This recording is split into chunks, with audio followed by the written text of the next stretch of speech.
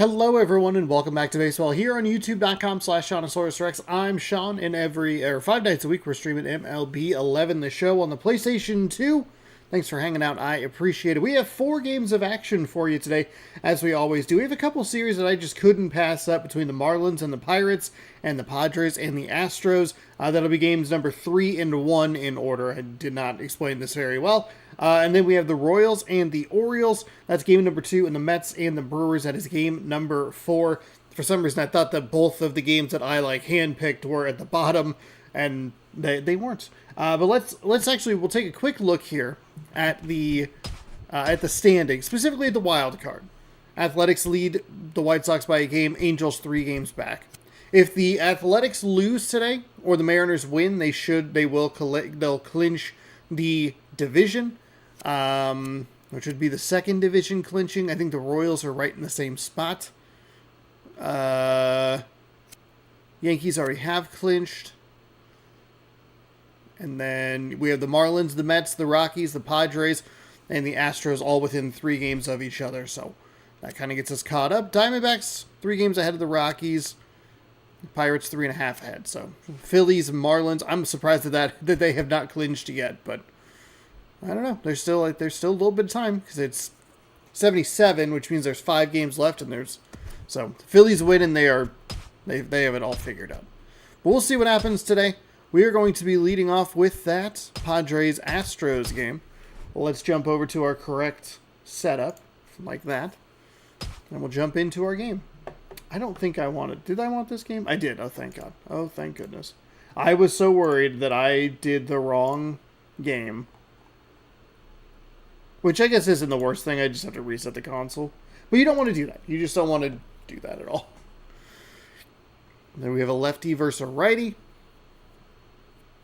These teams battling for that wild card spot we just took a look at. So that's why this game is so intriguing. And you have a similar kind of situation with the Marlins and the Pirates. Though the Pirates are in first place in the Central, the Marlins are looking for a little hope toward the end of the season.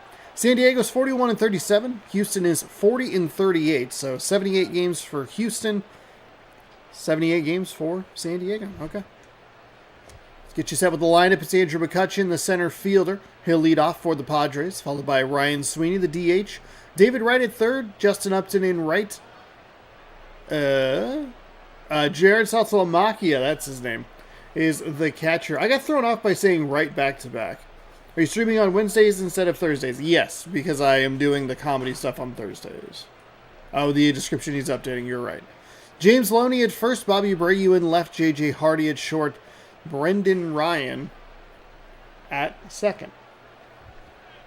James Shields is a righty. He'll be pitching for the Astros. 5-8 with a 5.67 ERA. 15 games. I didn't have a shot at that one, I don't think. 15 games, 46 innings pitched, a 5.67 ERA, 46 hits, 15 walks, 36 strikeouts. There we go. I can update it now.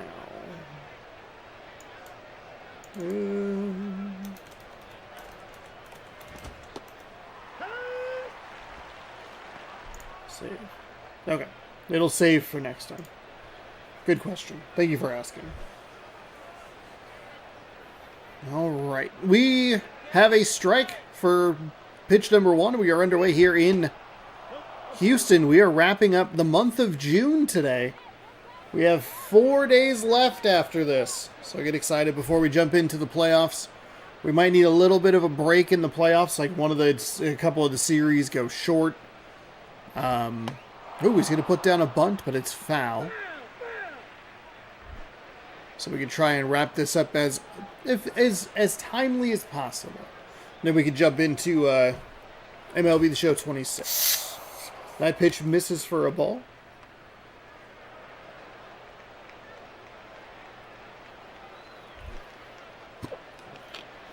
No, not hiccups. I can't have the hiccups. That hurt. I'm in pain. Oh, Bad Drinks Baja Blast gets injured. He's out 6 to 8 weeks. At least a bruised ego. Full count. The thing that sucks about hiccups for me is it always goofs with my vocals. I sound really weird sometimes. Takes the payoff pitch and drives it into right field. I literally sound like the Krusty Burger employee. Oh no, we have an injury. We have an injury! Why have we been getting so many injuries lately? He injured on the dive? So now it'll be Pedro Feliz at first base. Wow. The third and first baseman have been kind of going down lately. We have seen a number of injuries. We saw one yesterday with the pitcher. But we've seen a few first and third basemen down after diving plays like that. That is in for a strike. Yeah, but I literally sound like, would you like some fries with that? Which was super embarrassing when you get... I had the hiccups. I goofed with my voice as this is lifted out toward right center field. That is going to get down into the gap. That is going to hit off the fencing of the bullpen. It'll be an RBI double to get things started off here for the Padres. But when you're working in the drive-thru and you sound like a character who works in the drive-thru, it's a little tough. A lot of people laughed at it. Both customers and fellow employees. Because you wear the headset and a bunch of people can hear you. But then you go like, welcome to McDonald's. And it's just like, oh no, buddy. You're having a rough Thursday today, huh? The wind and the pitch is outside for a ball. So a runner on second. Nobody out. One injury. And one run in. A funky start to our baseball action today. The wind and the pitch is swung on and missed for a strike.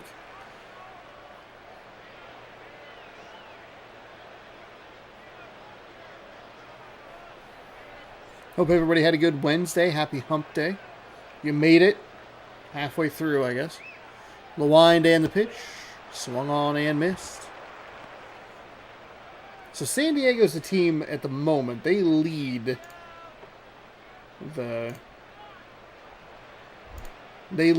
Houston. Houston needs a win to keep pace or to just kind of ruin everybody else's life. That's going to get past the diving shortstop. Yeah, they're up by a game. Okay.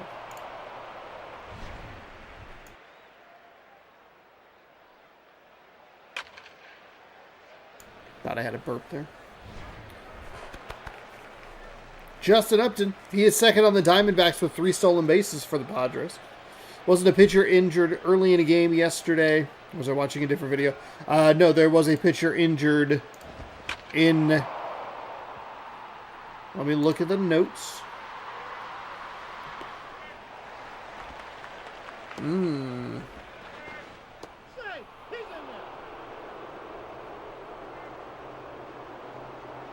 White Sox, Angels? Yeah, I think it was Scherzer. I think it was Scherzer for the Angels was injured yesterday. Because it was like 4 or 5 pitches in. It was very early.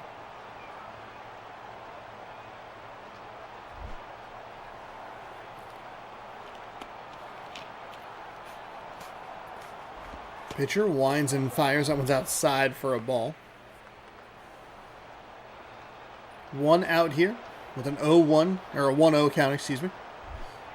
Runners on the corner. San Diego leads by 1. And that is a low for a ball. We do have the Mets today, which is interesting. Because they are on a 12-game heat. They are on a 12-game heater. That is fouled off.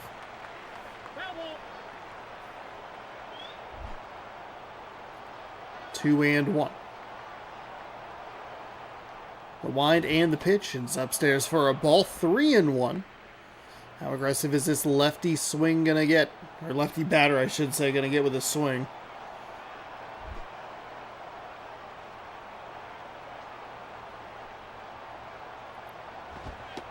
That's on the outside edge. That's a good take. You're not really going to do a whole lot with it. Worst case scenario, you're going to hit into a double play. I think that would be the worst case scenario. I mean, if you pop up, it's one out. Yeah, sure, whatever. But a swing on that payoff pitch, and that is a strikeout. 2 gone.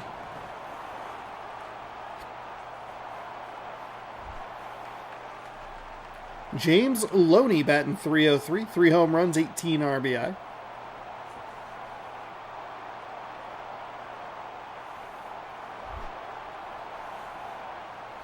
Two on, 2 out, top of the first. The righty winds and fires. That is going to be called a strike.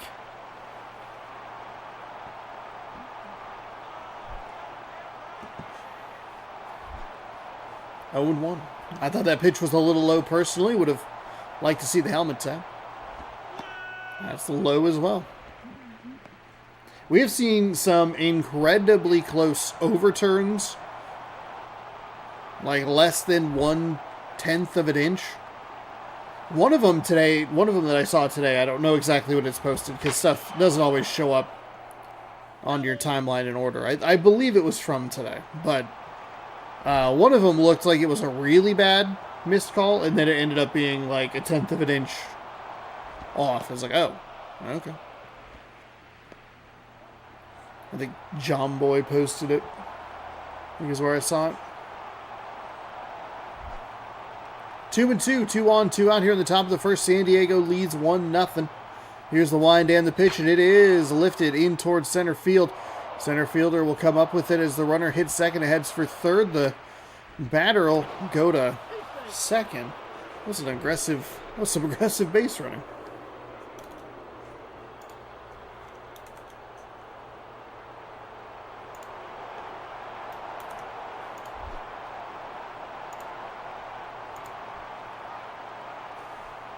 The righty winds and fires. That is in for a strike. Zone seems a little wide today, but could just be an angular issue for us. 2-0 now, San Diego with a little 2-out damage. 2 runners in scoring position on second and third. The wind of the pitch. The lefty is going to drive that fair up the first base line. Runner hits third and heads for home. It's a 2 RBI, 2-out single. 4-0 Padres over the Astros. Astros looking to play spoiler. Padres looking to play, I guess, grave. Oh, you'd call them like grave diggers? Because they're digging graves for their opponents. Because they're going to end their season. The mascot March Madness. Yes, March Mascot Madness starts on Friday. Correct. Safe. As they are 99.9% of the time.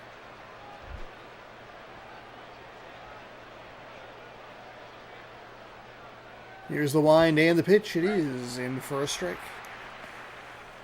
Friday at noon Pacific time. If you see a stream and it's live before noon Pacific time and it's basketball, do not be concerned.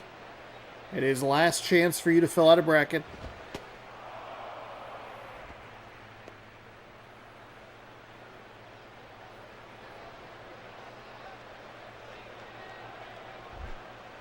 One and one. Runner on first. That is going to be hit to the second baseman. Scoops it up. And the Astros will finally get out of this inning. 3 runs of 2-out damage for the Padres. And they score 4 runs on 5 hits. We'll get you introduced to the Houston lineup right after this. A little unfortunate that the away team has the big lead. I will say that.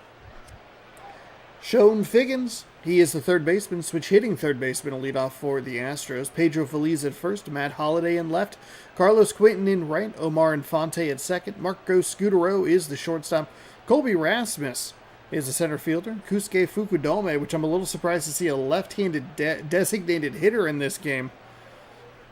He will bat 8th, and then John Hester is the catcher. It is a lefty pitcher. We did get that pitching matchup as we started into this game.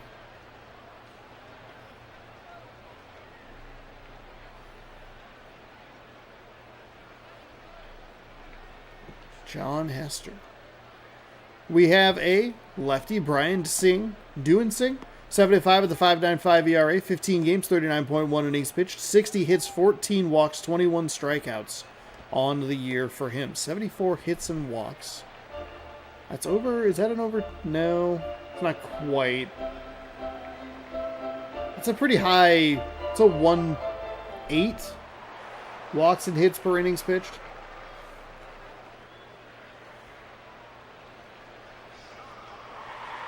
So Figgins will step in, the switch hitter.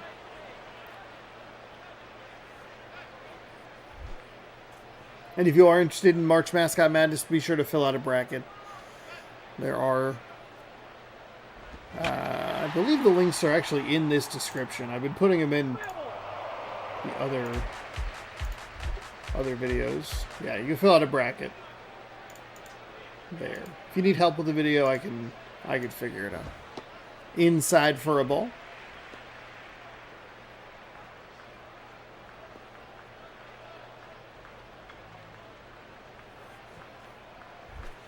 One and one.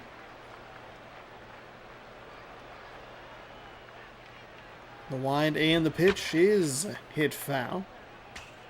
That's off the kind of a loud sound.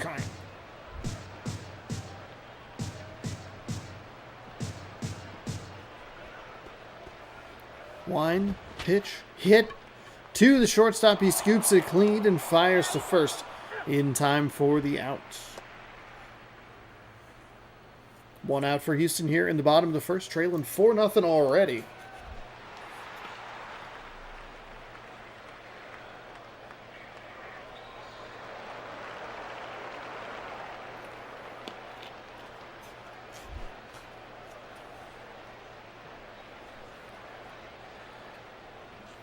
The lefty sets and fires. Gets a strike on the inside. Patient start to the at-bat for... Oh, I missed a call from a number I don't know. Okay. Good for me. I was going to make a joke about like a 1-800 number, but it was actually like...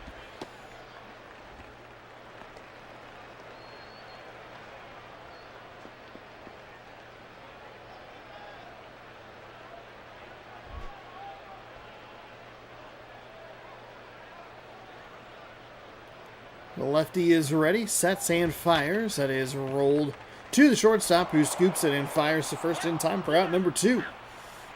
2 down quickly for Houston in the top of the first. They are running out of time. I forget exactly, because we did take a look at it, so that'll be helpful for some of these matchups. Oh, there's something. Hold on. I gotta look at myself here. That's embarrassing. Astros 2.5 back. Okay, so that's just not a positive for them. It's not where you want to be. Swung on and missed. Down 4 in the first and not really putting up much of a fight offensively, even though they've actually tweaked their lineup to be ready for the lefty pitcher. Wind and the pitch is low.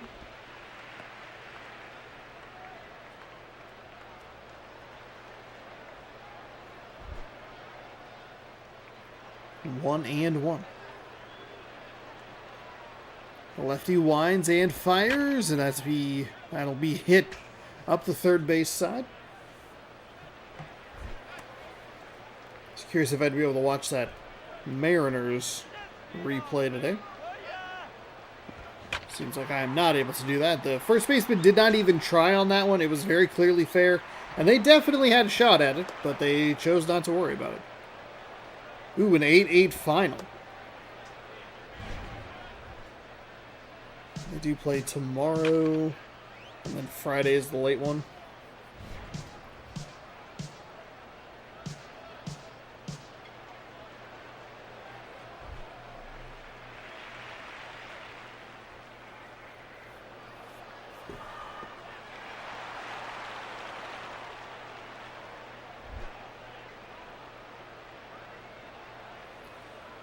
So a nice play there for the Astros to get a runner on.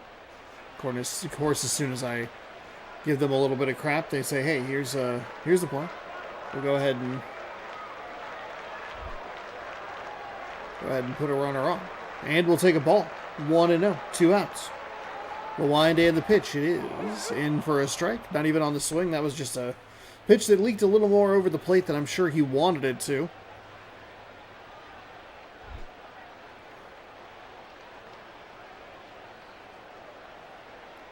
The lefty sets and fires. That's inside for a ball.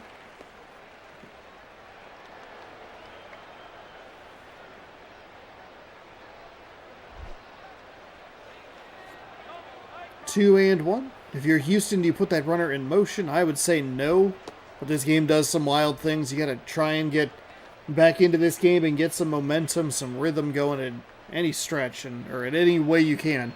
And you cannot possibly try to stretch that into a stolen base. 3-1. Takes a strike on the low outside. Couple of times now we've already in this game that we've seen a 3-1 count. And the batter actually bothers to take, which is surprising.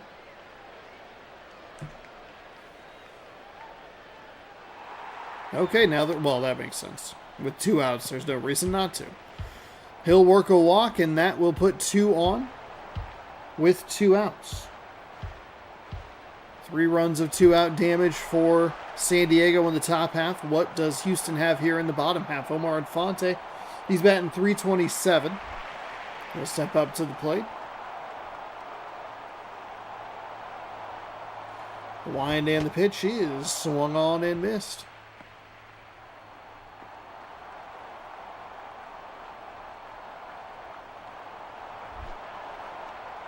Oh and 1.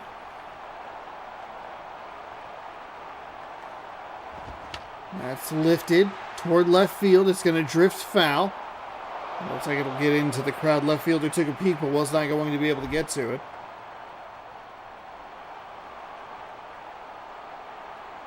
Oh and 2 now. And he's going to lift this into right field. That's going to get down. Do they send the runner home? They do. The right fielder is up with the ball. The throw is in time for the out. Out number 3 at the dish. That is not what you want. I just talked about the fact like Houston's got to try and scratch and claw their way back into this game. They can't do that when they're being aggressive on the base pass. That ball was not hit super well, but it was also not hit super deep into right field. It's too easy to get him. Brendan Ryan, another Seattle Mariner, go Mariners. To the plate. San Diego 4, Houston 0. Here's the wind. And that'll be fouled away for strike 1.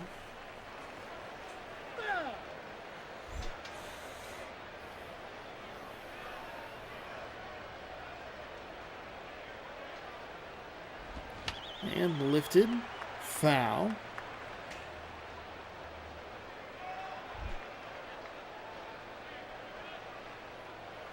Oh and 2. Here's the wind and the pitch. It is fouled away. Stays 0 and 2. Got 3 pitches, 3 swings, 3 foul balls. We have that moment between OBS and the YouTube preview where it's perfectly in sync, even though it's a little bit behind on the YouTube side of things. There's a single for the Padres. You know, it appears that they are going to be trying to pick up some more runs here in the second inning. I mean, I would assume every team would want more runs.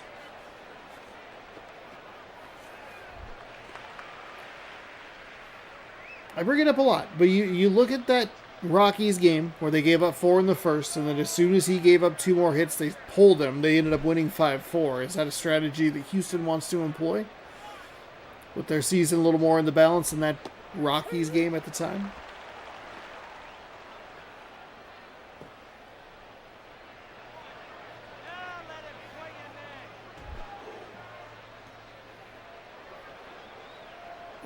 Oh and 1. That is crushed out towards the left. It's going to get into that ugly little gap out there off the fence. Will they send the runner home? They will not. It'll be a double.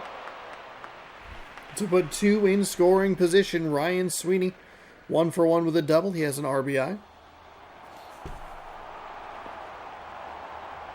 Really, really hate playing in Houston. That stupid outfield is awful.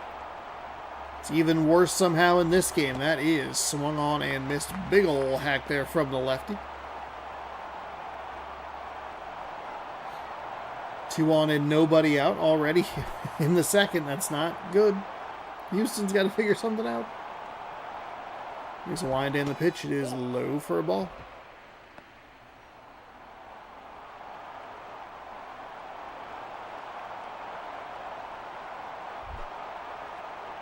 One and one. Wind and the pitch is going to be hit over to the first baseman. Runners will hold in their positions. Good moves by them. They'll dive back and make the out at first. I should have said the runners dive back because that was more what I was referencing. Nice play at first though. Oh my goodness, my eyes.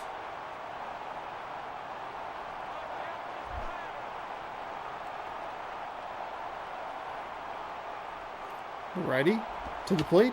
Foul away. 0 and 1.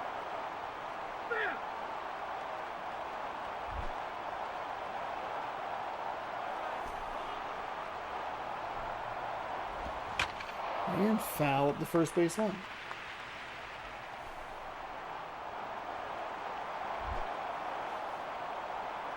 0 and 2.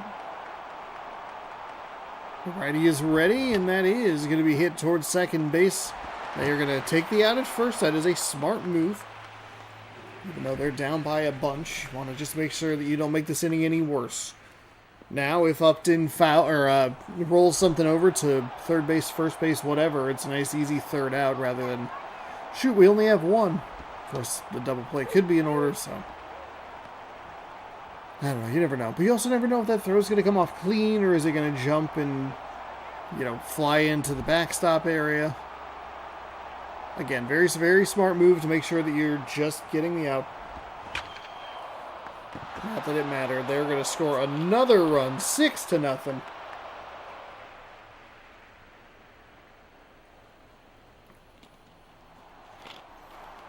And they are going to head to the bullpen. Corey Wade, 4 games, an 0-1 record, a 13.5 ERA. 4.2 innings pitched, 3 strikeouts, no walks. Yikes. They throwing in the towel on the season? This game?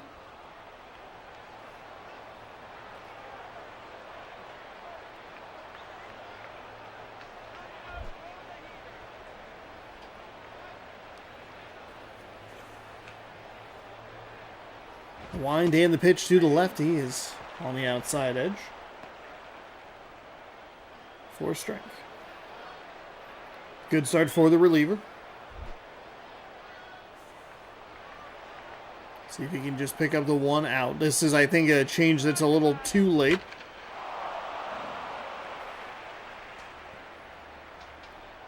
So you want to, once they give up a hit, maybe 2, you go like, no, you're done. We're going to trust the bullpen. See if they can figure anything out. 0-2 quickly here. And that's lifted into left field, so maybe it didn't matter. There's a hit already off the reliever.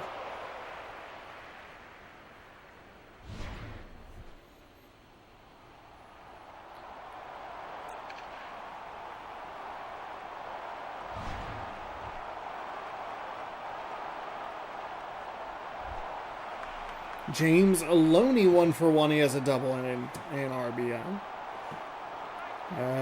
The blue Padres look is so weird.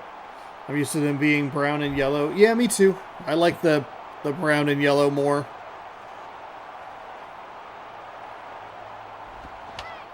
Ooh, that is going to be a pop right to the catcher.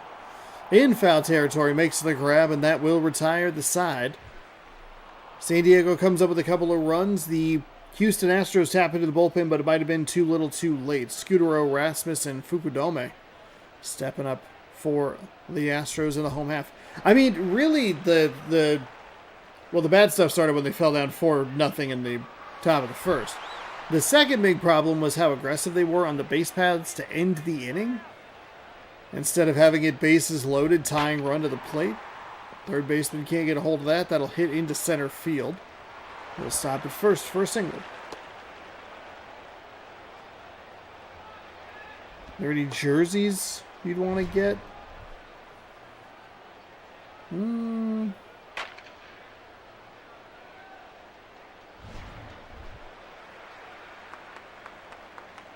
It's a good question. Of the City Connects, I mean the jerseys, I guess. Astros and the Diamondbacks both have incredible City Connects. I think the Astros.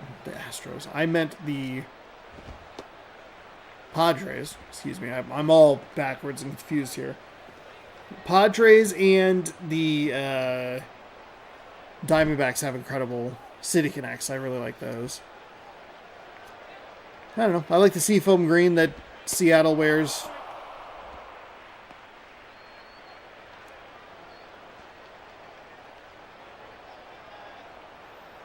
But, yeah, I don't have any. I think I have one weirdly sized.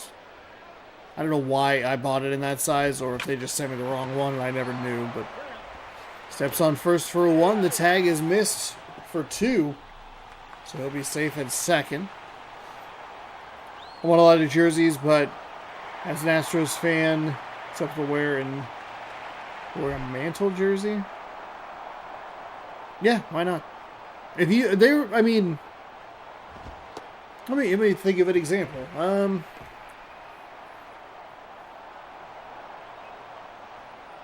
The Packers and Vikings are rivals. I like Randy Moss,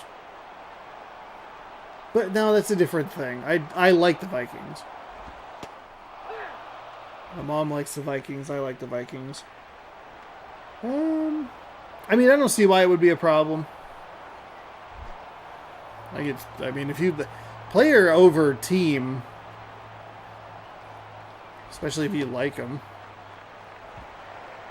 Who's a player on a team that I don't like? Who's a player on a team that I like that I don't like the team of? I guess technically Ichiro on the Yankees, but.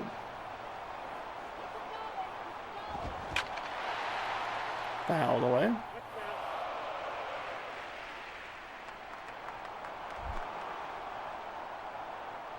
And Devontae Adams on the Raiders. That one's kind of the one that I think of.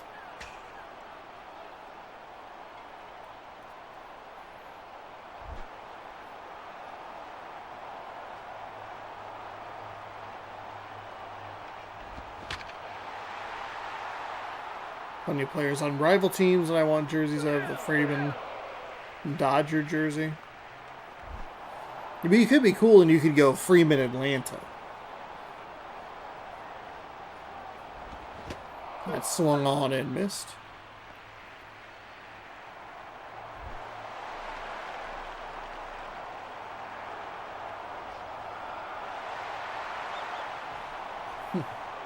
John Hester steps up. That's a harder question to answer than I realized. I feel like I've been pretty blessed. I haven't really there hasn't really ever been a guy that's like, oh man, I love this player and I hate that they're on this team. In the twilights of the careers, sure. Bledsoe on the Cowboys. I'm very stuck in football, but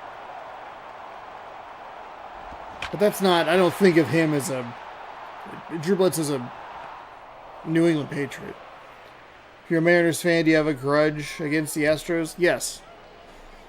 They've been dominant in the division since they got placed into the West. They've been a dominant force.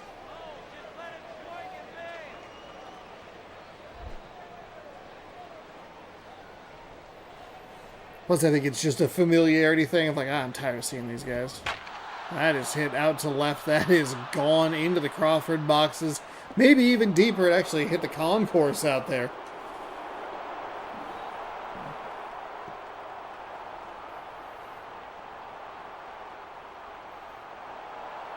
The single most important series in Mariners history was against the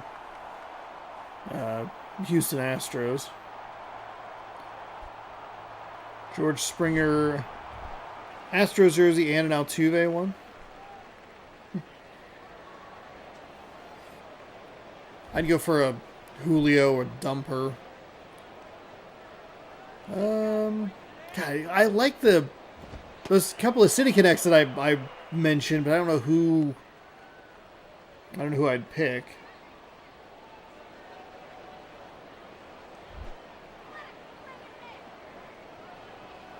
One and up. That's hit right to the third baseman. Fired over to first in time. So this Padres team is looking good. Brendan Ryan's 1 for 1 with a single. He scored a run. I mean, as an Astros fan, is it annoying to see the Astros in the ALCS every year? No. I don't think anybody gets tired or annoyed as a fan of the team. Like, oh, we go to the team I like goes to the ALCS every year. Like, ugh, no way. You think the Patriots fans are tired of Tom Brady in the Super Bowl? Never. Tired of watching them lose and not be able to get over the hump? Yeah, sure, but 2017-2022 core. Yeah. That stretch. 2-1. That's outside.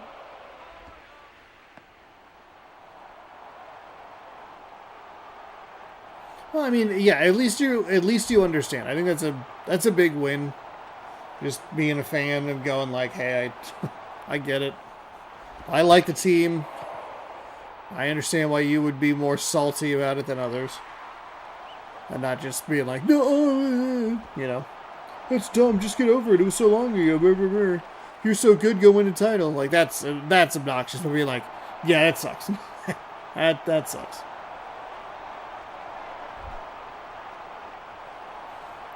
Two gone here. 7-0. And that is Jeremy Pena. Yeah.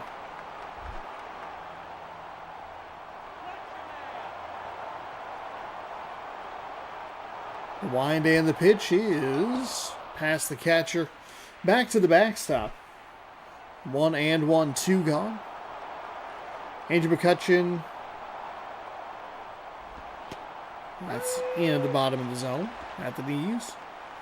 Do you like Andrew McCutchen? Oh! What? Okay. 1-2.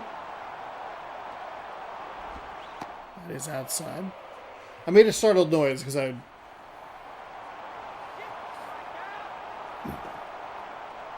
Boston can't field.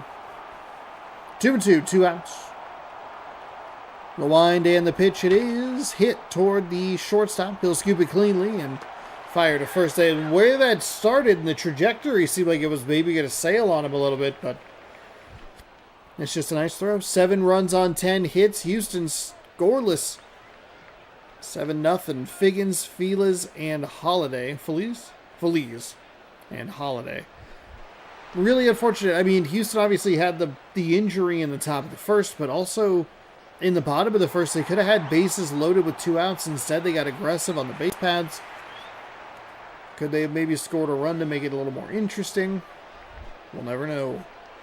Instead, San Diego's put up 4 in the first, 2 in the second, 1 in the third, so having each of their results.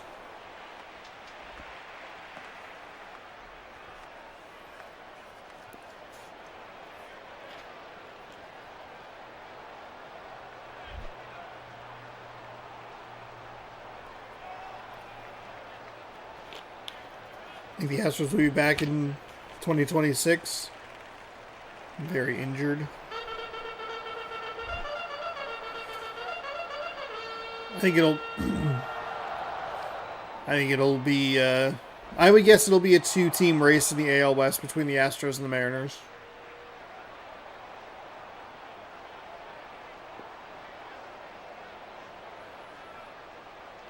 I feel like there's 3 tiers of AL West teams. It's Mariners, Astros in Tier 1. Athletics and Rangers in Tier 2, and then the Angels in Tier 3.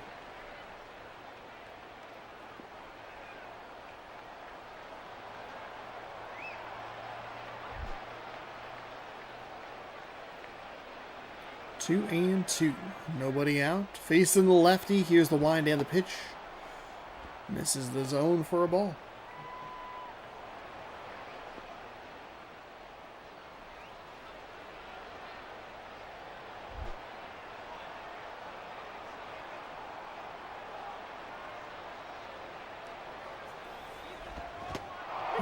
get him rung up on a strike on the outside edge. Don't know about that, but this angle is not going to help us. I think it's more confusing. It's just tough to look at. They think it seems like the game thinks the replays are helpful, and they just like aren't.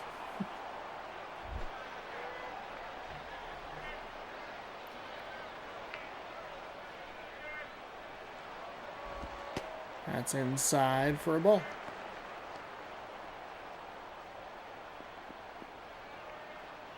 Mariners sure did. Both of the AL West titles the last couple of years have seen I've seen leads given up by the... There's an out in the furthest corner there. Furthest corner, fair.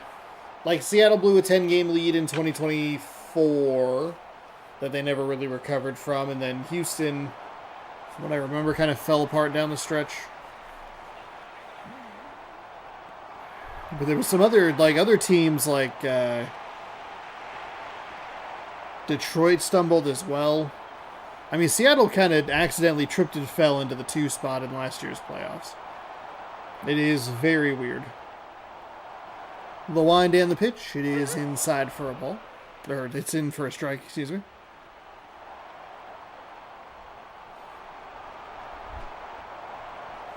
Two gone here. 0-1 count. 7-0 San Diego. That's low.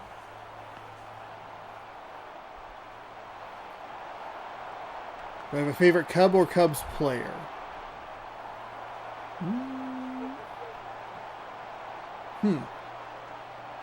That's upstairs for a ball. Currently, I really like Pete Crow Armstrong. I enjoy him. We had, so the Cubs didn't perform particularly well. I guess if you don't know, I play a season of baseball, all 162 games. So the one team that we control is the Mariners, and then the other 29 teams are simulated. The Cubs didn't do very well at all in the simulation, so they traded us Seiya Suzuki. So it was kind of cool having him on the team. I like Seiya Suzuki as well. But those are both current guys. I don't know, historically, I don't know.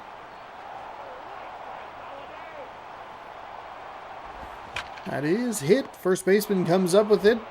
Fires to the pitcher covering. That'll take care of it. San Diego got out to a 4-0 lead, and they just kind of piled on from there.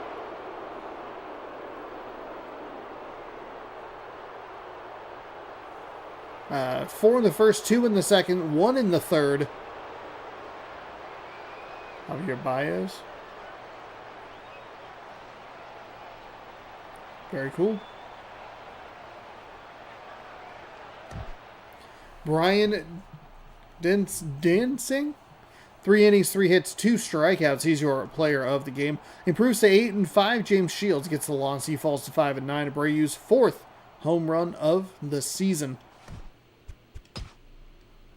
And that is, there's your end of month stats for the San Diego Padres, 17-10. 3.69 ERA. 7 games over 500 this month. Good for them. All right, let's move on to game number 2. Actually, hold on, we got to catch up on some scores.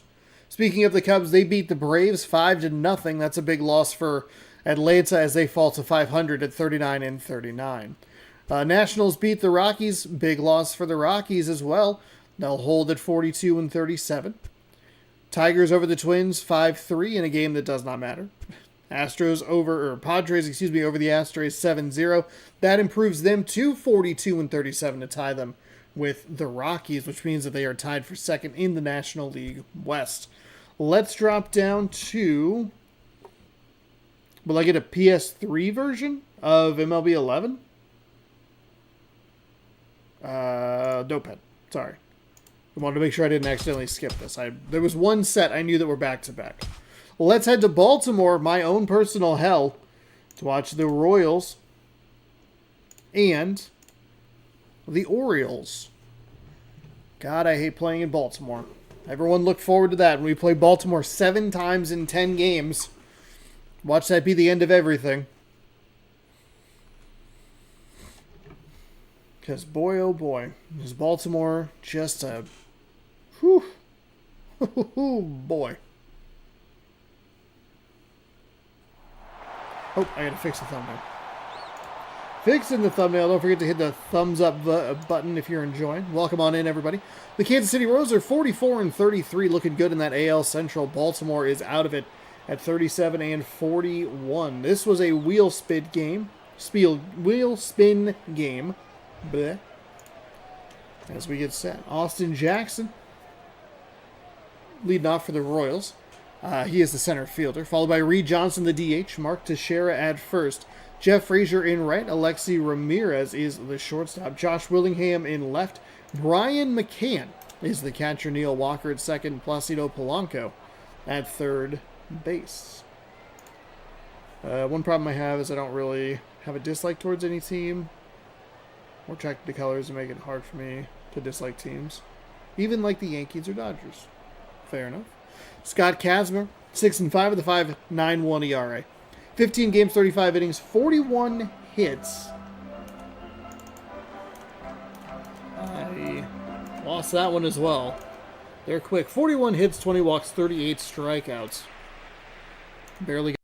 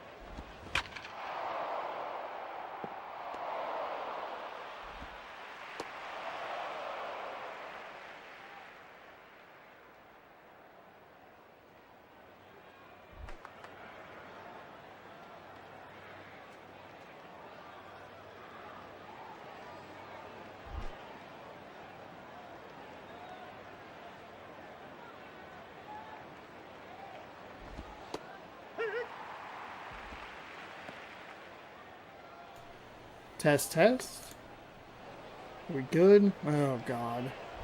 Hold on. I'm going to have to... Here, fix that. Hold on. If it... Test, audio test. What are we doing? Hold on. This is so annoying. Okay, well...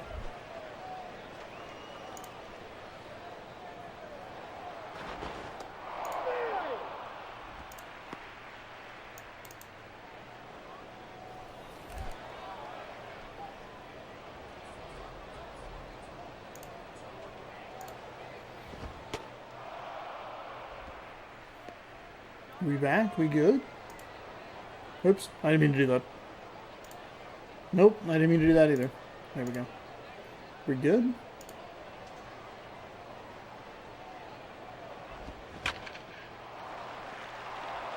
I don't... Are we back? So was there just no audio for...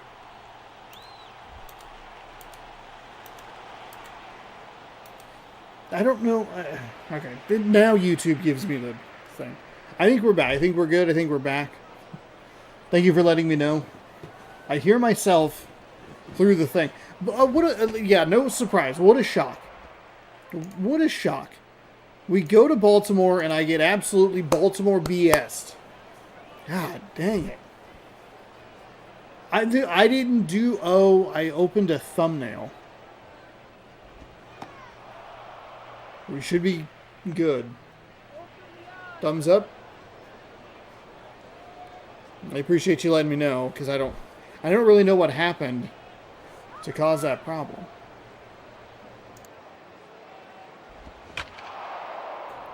Hit foul.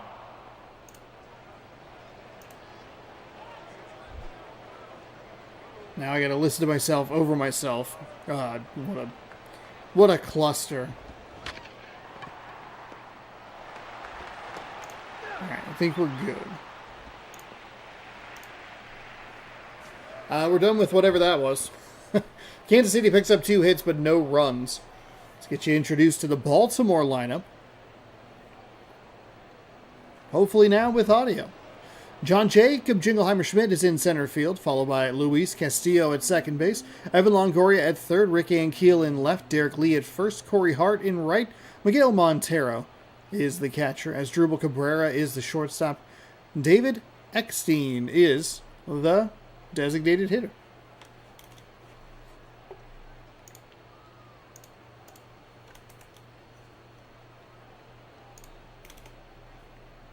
All right.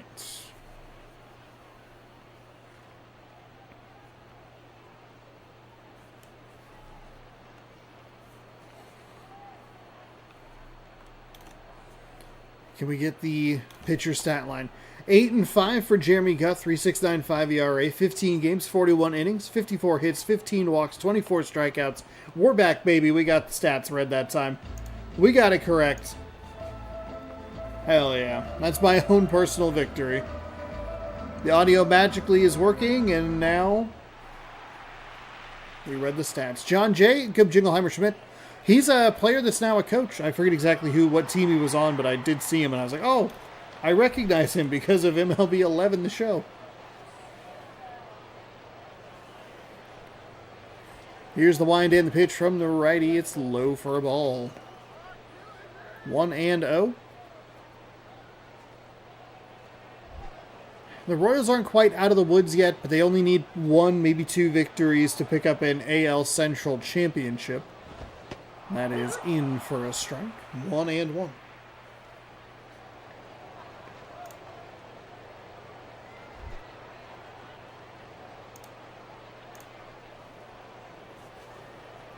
The righty is firing to John Jacob Jingleheimer Schmidt. Ooh, and he made that lunging grab. I wasn't sure that he was going to be able to get to it, but he does make the out. Willingham out in left. Makes it 1 away. Luis Castillo is batting .310. No home runs, 10 RBI, 5 stolen bases.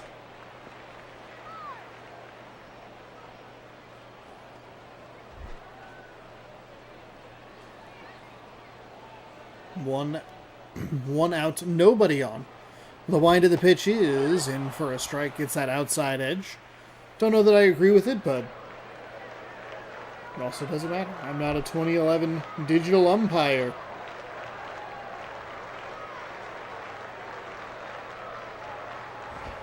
That is swung on and missed.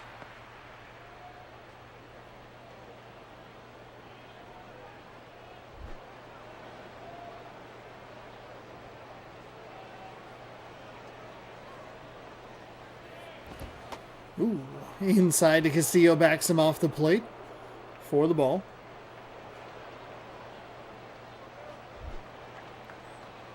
One and two. Here's the wind of the pitch. It's outside. I want 2-2 now. What was that? What was the count previously that I just read? Just said. Not going to tell me. It is 2-2. That silly thing. That is a hit out into the right field corner. And that is going to be a double, just barely.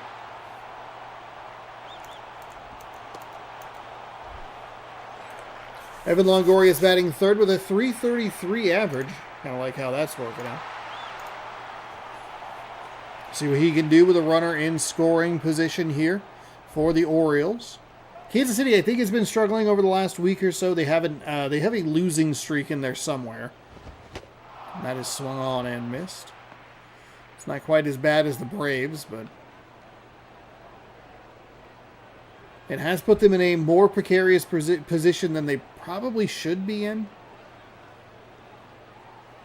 They also did play the Yankees, so I think that helped that problem a little bit.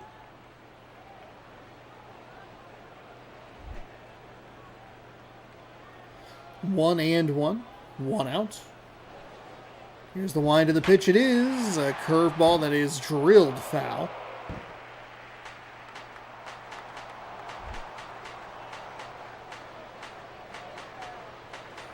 One and two. The wind, the pitch. It is low.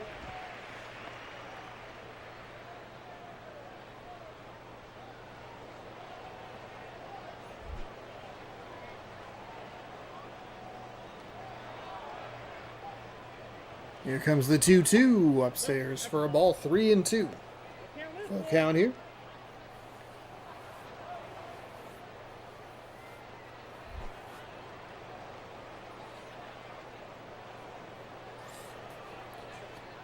Here comes the 3-2 inside for a ball, so he will walk him. That'll put 2 on.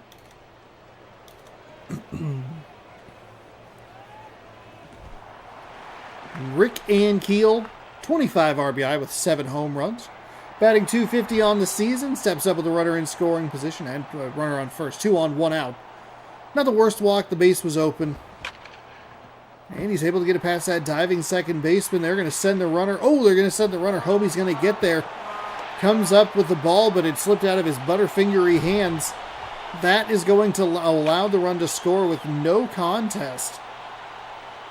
It looked like it was going to be a play at the plate, but I think that's why it worked. I mean, he's trying to come up and make the throw as fluidly as possible. Put pressure on the defense. Make them make a play. I don't want to compliment the Baltimore Orioles and their Baltimore BS.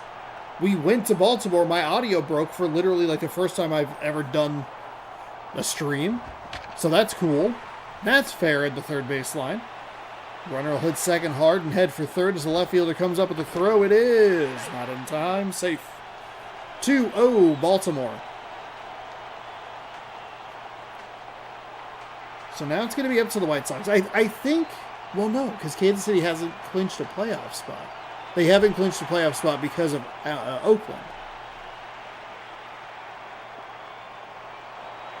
If the White Sox can keep winning, if they can stay hot.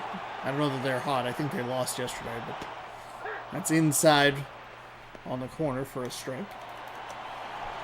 White Sox we watched yesterday. Maybe they did win. Who could know? The wind of the pitch from the righty is in for a strike.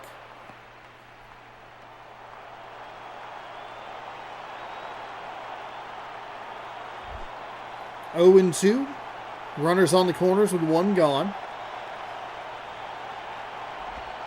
And that's a good take low for a ball.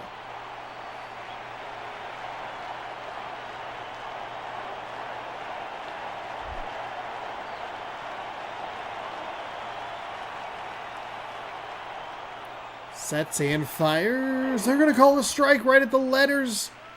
He took what he thought was going to be another ball, ball 2. Instead, it's strike 3, and he is set down. So, Miguel Montero will step up.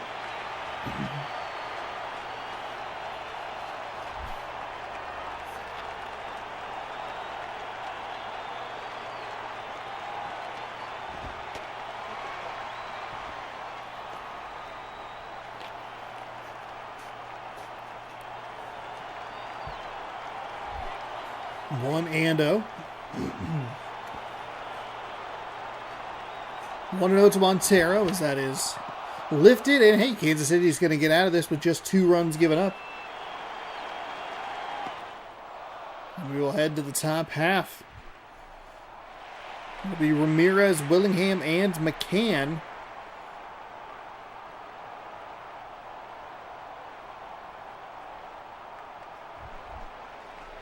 Alexi Ramirez, 317 average. 5 home runs, 17 RBI. A few stolen bases in there just for fun. He'll lead off the top of this second inning.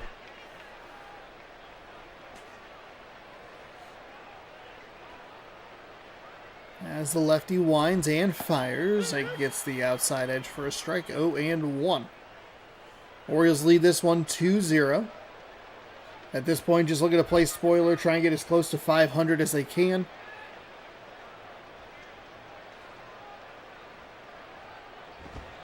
That one's way inside for a ball. 1-1.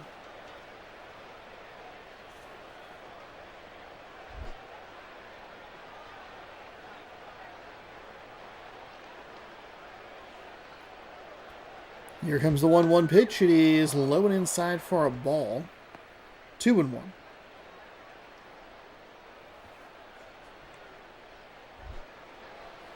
Are there any games happening right now? That is all the way to the backstop. Yeah, everything's final. Just NBA happening. Ooh, Pistons Thunder. That's a good matchup. I don't think the Thunder have been playing as well as they started. 45-14 is nothing to sneeze at. That's a reaching grab for out number 1.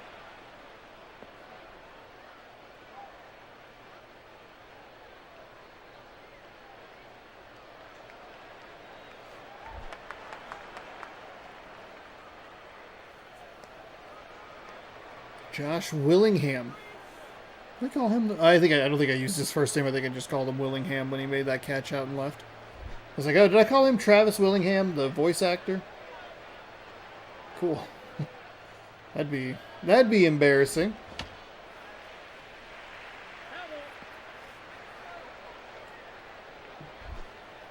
Oh, and 1. 1 gone as the lefty is ready to wind and fire. That'll be hit right to the second baseman. Scoops it and fires in time. Quickly 2 out here. That's what you like to see if you're the defense. Don't give them extra opportunities, especially in this game. The game loves to punish bad defense. Brian McCann's batting .279, 7 home runs, 23 RBI and a stolen base. So you can get anything going. It's a lefty-lefty matchup here. That leaked over the plate. Gets the called strike. 0-1.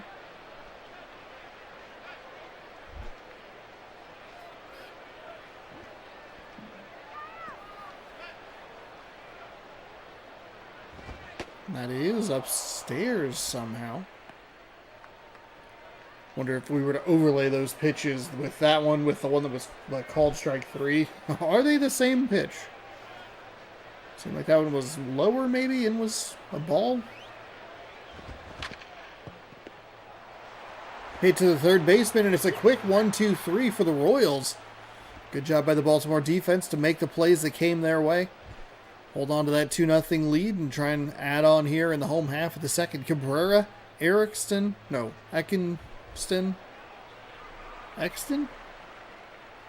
I read this lineup?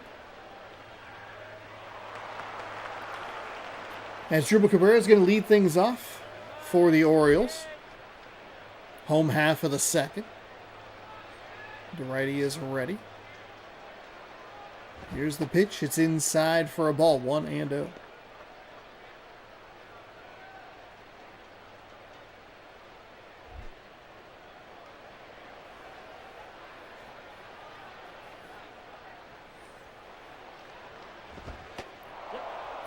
Everybody excited for MLB The Show 26? We're about 2 weeks away? Yeah, 2 weeks away. 2 weeks and a couple days. Might be like an even 15. 15 and change.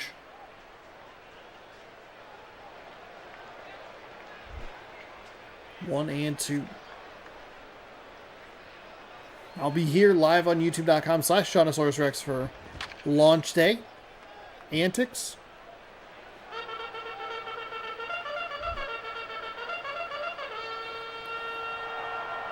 Charge.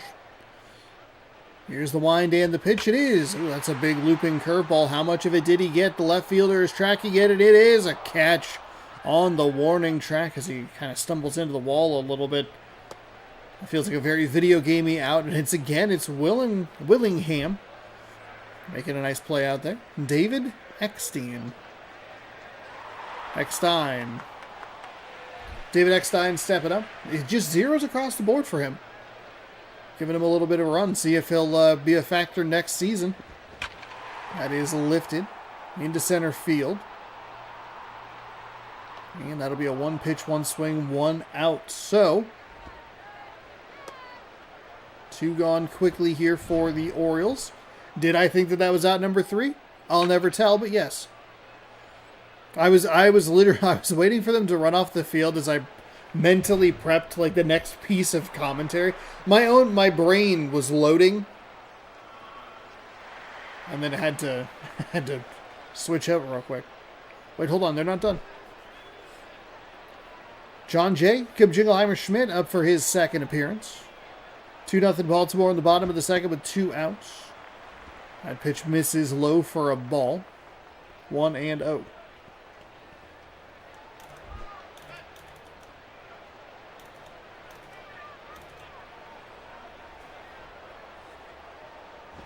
And that's outside, ball 2.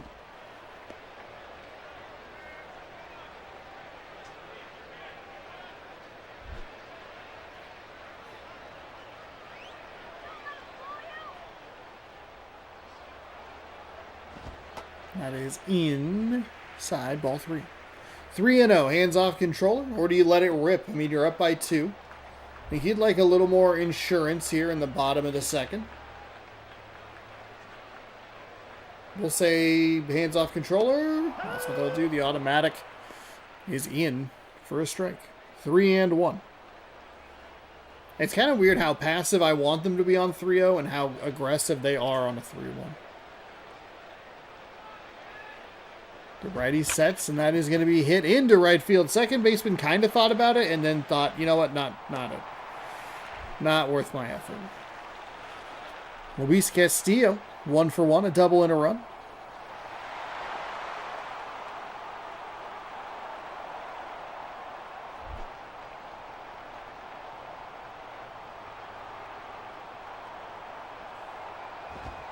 And that's high and outside for a ball.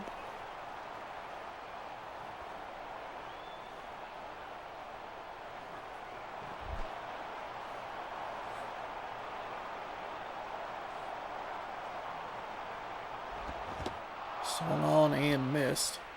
1-1.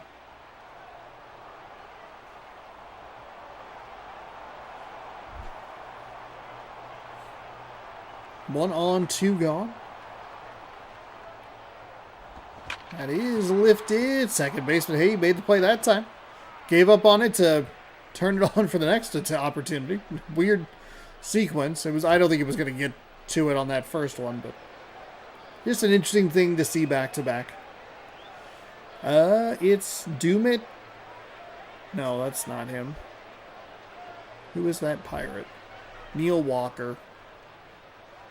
I don't know. I said that like I knew it, and I don't think I did. That wasn't as revelatory.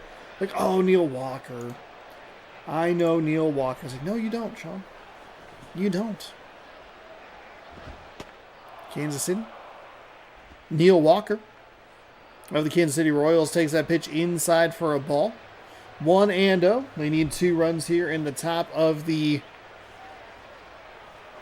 third. That is swung on and missed for a strike. Typically is how that works. 1-1.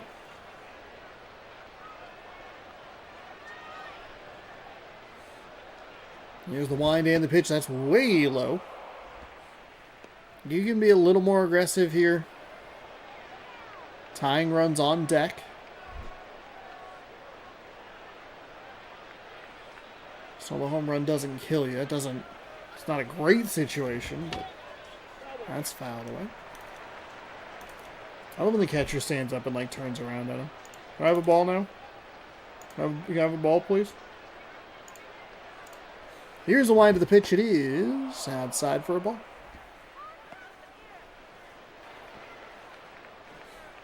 That'll make it 3-2, full count. We'll pay off pitch here from the lefty, who's been probably a little too cute in this at-bat. That is fouled away, so he'll stay alive. Don't know that that was going to be strike 3. I don't really know. I guess I don't know if it was going to be ball 4 either. Helpful insight from you, from me, your favorite commentator. There's no way they called that strike 3. There's no way. That's below the knee. I mean, that is just not a strike. Yeesh. Can't leave your at-bat in the umpire's hands, but also, like, umpire, that's a helmet tap right there. That's a walk. That's a huge swing. 1 on, nobody out to nobody on, 1 out. And that is lifted. That is a game-changing call. That's a no-doubter, 4 rows deep in the left.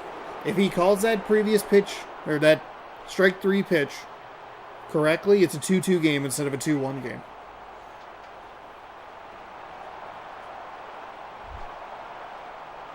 Wow. Now, can the lefty settle down and not let this get too out of hand? Gets the strike call at the bottom of the zone, right over the plate. 0-1.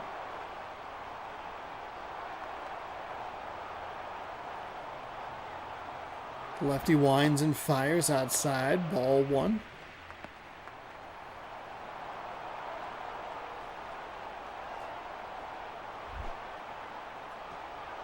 One and 1. Kansas City cuts into the lead, but still trails. That one misses way inside and low. I mean, if there's a team that can pick up a fraudulent win or a win that they should not have won,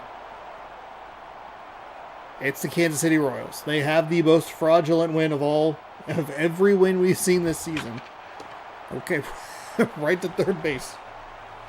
Nice little snag to bring up Reed Johnson. He's the last chance for Kansas City, the Royals, as they're also called, or known as.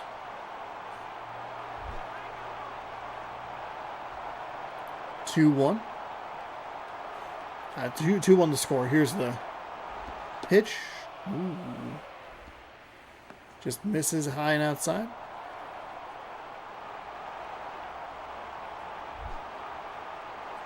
One and out.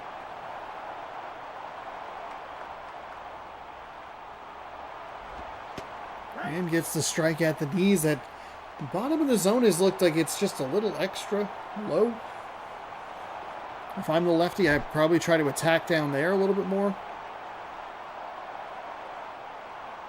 See what he wants to do with a 1-1 pitch. And he tries to attack down there, and of course that's when he doesn't call it a strike. It's a ball, 2-1.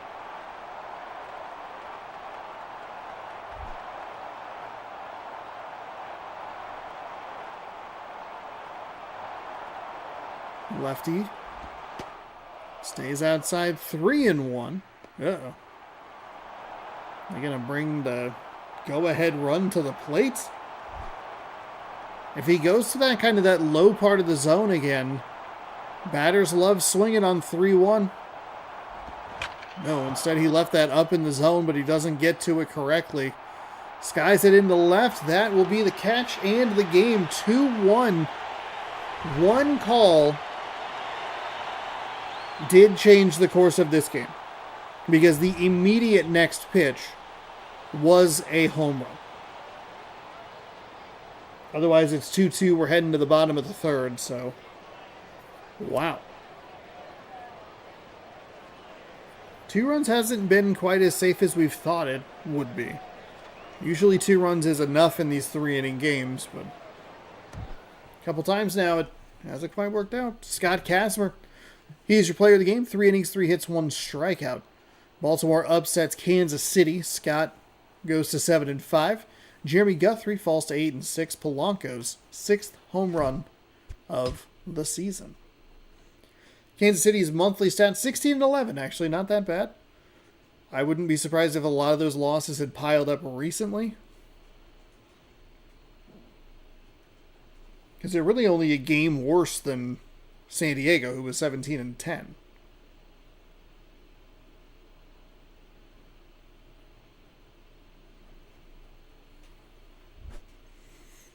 All right.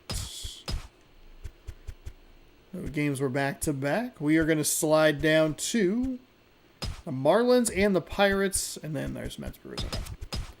Marlins and Pirates is next.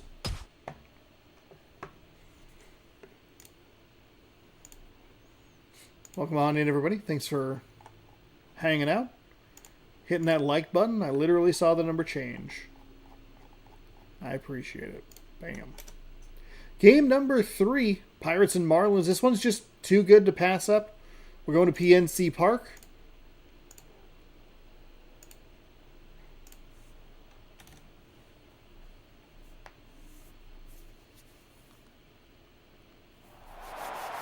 Home of the Pittsburgh Pirates.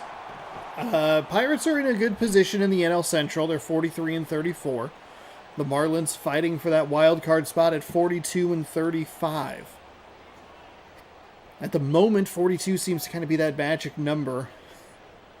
And boy, are we going to end up in a bunch of tiebreakers. Are we going to end up with game 83s? I kind of hope not.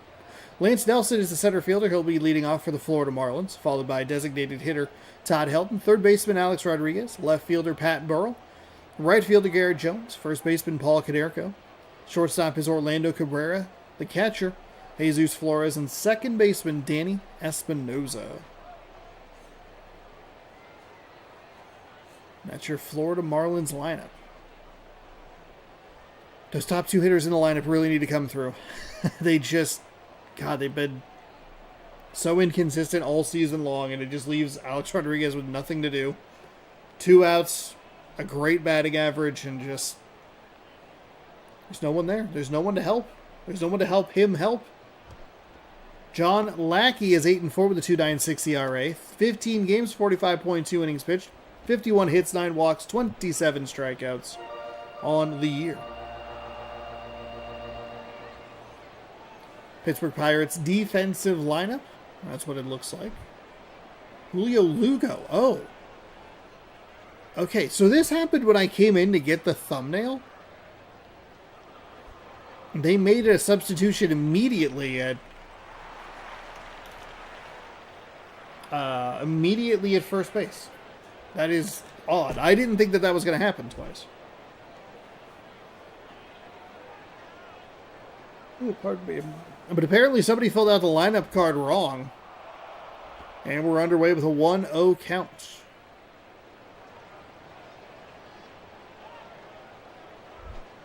Marlins could really use a win here in Pittsburgh. The winding and the pitch is hit right to the shortstop. He waits for it to get to him, fires over to first with a strong arm, and there's one gone.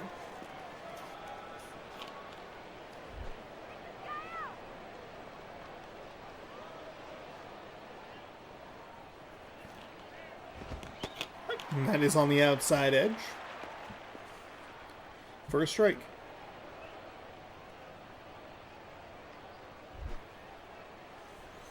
Oh and 1.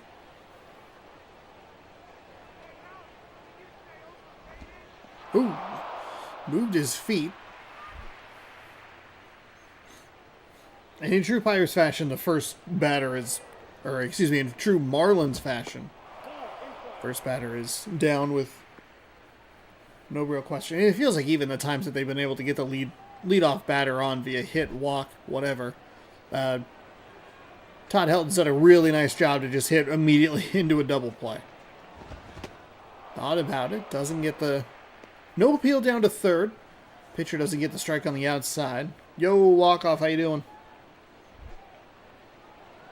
3-1. One out, no score, just underway. And Helton will work a walk. Okay, he's going to put someone on for Alex Rodriguez, who's batting .349. He has 27 RBI, 10 home runs.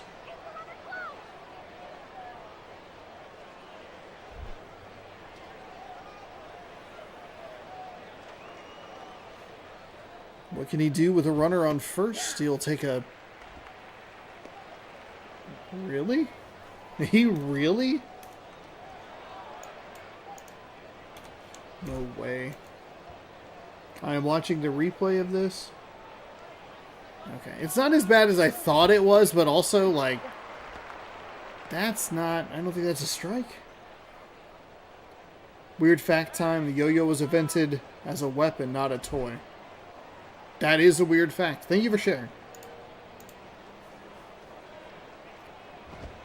That is inside for a ball. So then, like, they tried to use it in combat, and they were like, I guess we made millions of these. Give them to the children, I suppose. That is so bizarre. It's bizarre to think about. That pitch is in the dirt, gets between the catcher's legs. The runner advances to second, so just like that, Florida working with a runner in scoring position and erases the double play.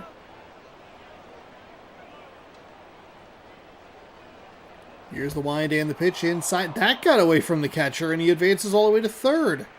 Okay, that one was definitely on Olivo. The other one, probably a little more on the pitcher. I think you got to try to give the catcher a bit more of a bounce.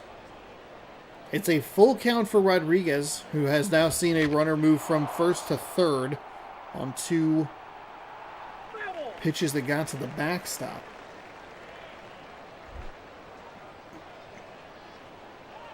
So a full count. The pitch. And Alex Rodriguez strikes out swinging. Okay. The Marlins just cannot put this together. Not only do they get him on, they get him all the way to third. What is happening? It's a lot older than you think. Didn't become a toy for quite some time. And it wasn't a popular weapon, I think.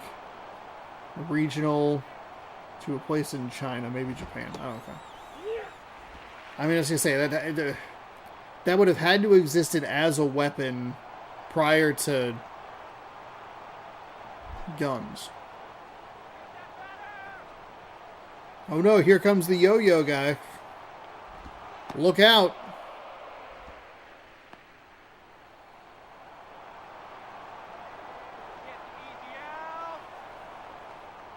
I mean, I guess it is a pretty rudimentary toy. There's some wood with some string on it. Walk the dog. That is going to be hit. Ooh, past a diving second baseman. That'll plate a run. It'll be 1-0 Marlins. I did forget how far the Marlins runner had advanced. I was like, wasn't there a second guy on? Well, he scored, Sean. He got to second on a pass ball and third on a pass ball. Or a wild pitch, whatever. Either way, it's 1-0 Florida. 2 outs and a runner on first. Good effort by the second baseman for the Pirates. That was hit well. Foul ball. He waited until that hit the hot dog stand behind the stands before he went, yeah, that's a foul ball. He's going to want that swing back. Oh.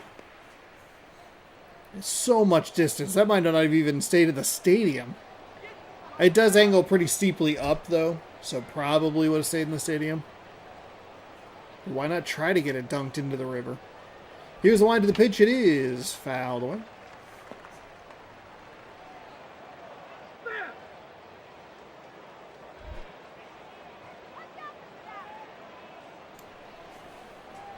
One and two. That is foul. That ball is foul. Thanks. Appreciate it. Stays 1-2. 2 outs with the runner on first. Wind the pitch, low for a ball.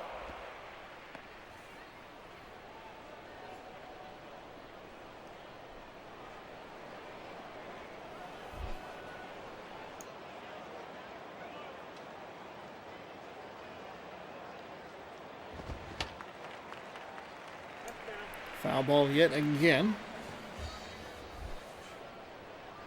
NFL Combine preview. I can't be thinking about the NFL Combine. Seattle Sports, settle down. That's outside for a ball. The Seahawks just won a championship. How long until they win their next? We're going to win the next 6. 3-2. Payoff pitch upcoming. Runner unsurprisingly in motion. It doesn't matter. Third baseman's taking a peek at it. Does he have it? Yes, he does. No, he doesn't. He does not have it. It hit the glove. I thought I heard the correct sound, but it drops into foul territory. Wow. And a swing and a miss at a pitch low. It'll be 1 run on 1 hit for Florida. Yeah, because he got on via the walk. Wow. What an effective walk. Drew Butria? He is the first baseman. He'll be leading off for the Pittsburgh Pirates. Nick Markakis in right. Robinson Cano at second. Jose Bautista at third. Nick Johnson, the DH. Alfonso Soriano's in left. Miguel Oliva behind the dish. Crispy Young, Crispy Quick in center. Ryan Terrio is the shortstop.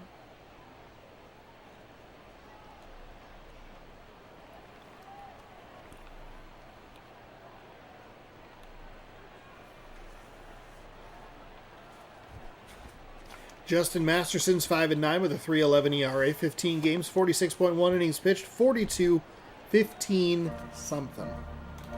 Missed the last one. 42-15-30 hits, walks, and strikeouts. Maybe I'm just a little bit slow today. Maybe the graphic packages are fast. Some days it does seem like they just go like, and you saw it. Right there, gone. Okay, goodbye. All right.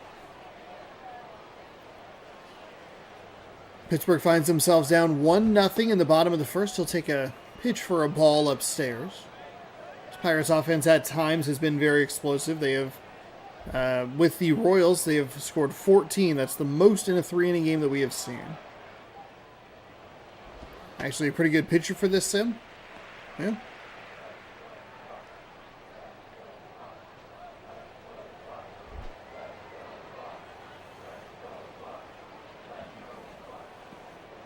Two and 0. That'll be in for a strike. 2-1.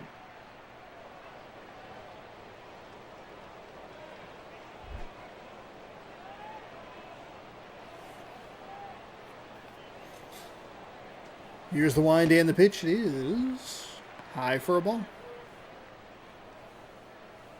3-1.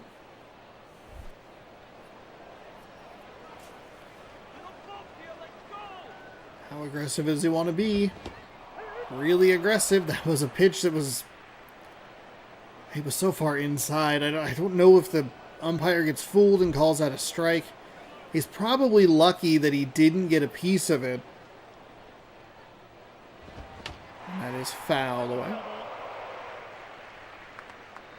Another payoff pitch upcoming.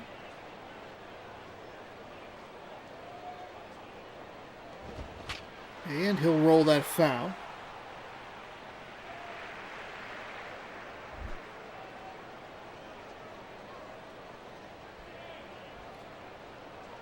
Let's do it again. Foul ball. Hey, why not? Let's do it again. Let's just keep this at-bat going for as long as possible. Here's the wind of the pitch from the righty. It's fouled away.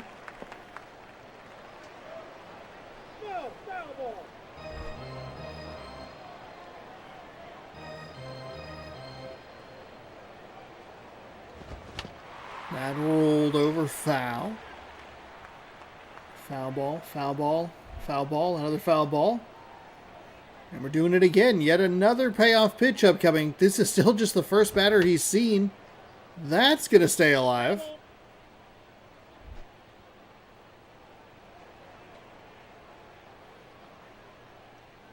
Another wind. Fouled away.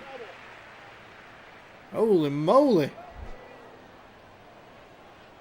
3-2. Still. Payoff pitch. And he'll work a walk after all those foul balls. He'll finally get himself on base via the walk. What an at-bat. He just kept getting a piece of it. Nick Markakis, 316 average, 3 home runs, 13 RBI, 3 stolen bases.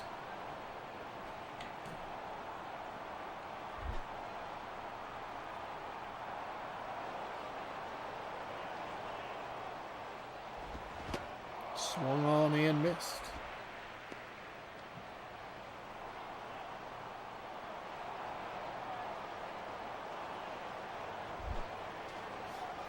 Oh and 1. What can Markakis do here with a runner on first? He'll take a ball there to make it 1 and 1.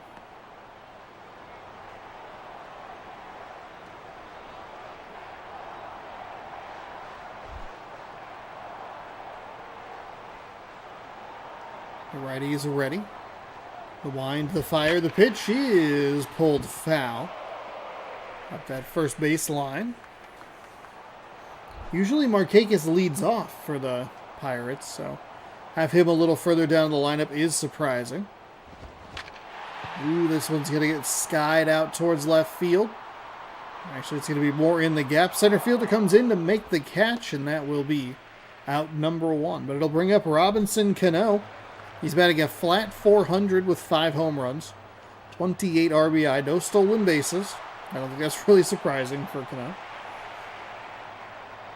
considering the fact that when he was on the Mariners, and that was 5-6 years into the future, he was not a particularly high-speed guy.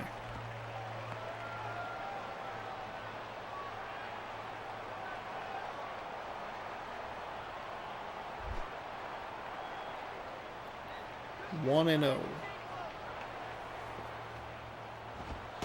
That is a strike to make it 1 and 1.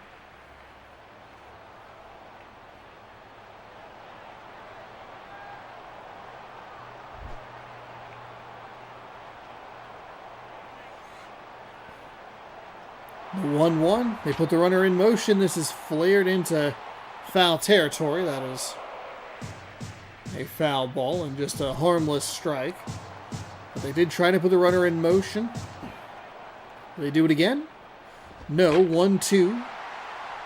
Smashed foul.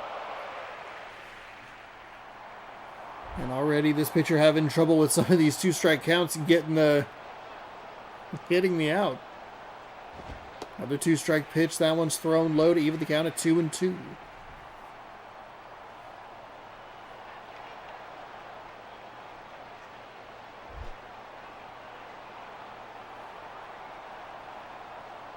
Can he get Cano? Here's the wind and the pitch. It is. Ooh, inside for a ball. 3-2. Full count again. Last time it was a full count for a while. See how many payoff pitches we get for Cano.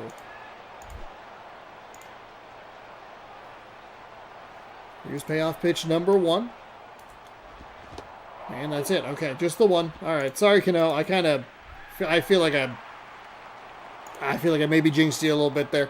That might be on me.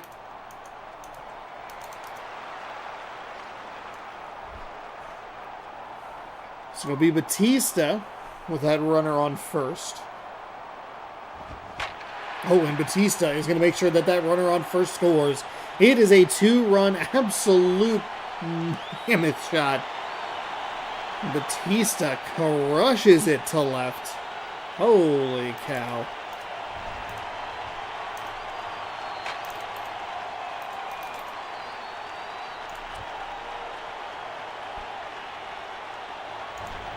Wow.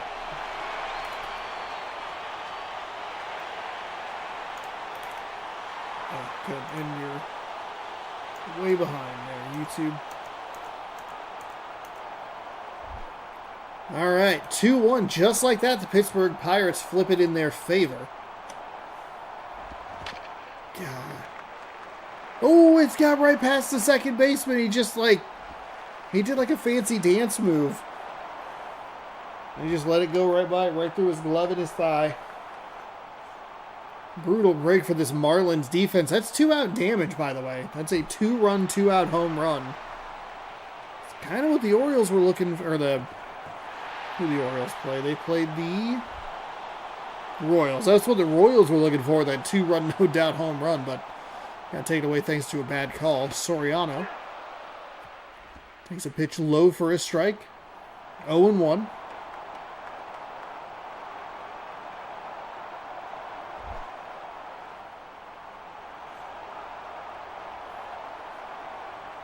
Two outs, a runner on first. Soriano is going to hit that right to the second baseman. To first in time for the out. That will retire the side, but Batista puts him up 2-1. 2 runs on 2 hits, 1 run on 1 hit. Canerco, Cabrera, Flores looking to respond in the top half of the second.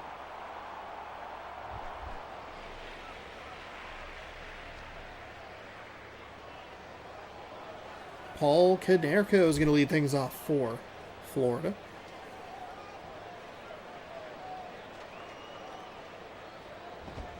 And he'll poke that to the first base side, but nice play at the corner and makes it 1 pitch, 1 swing, 1 out. Rather than 1 pitch, 1 swing, a single.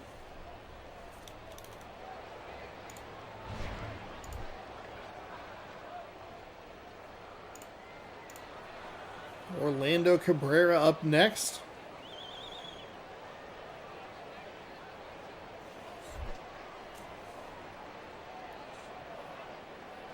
The righty is ready. Here's the wind and the pitch. It is hit past a diving second baseman into right field. I was curious if he was going to be able to get there. We'll bring in Jesus Flores. He's batting .312. A couple of home runs, 10 RBI. We're good with a runner on first.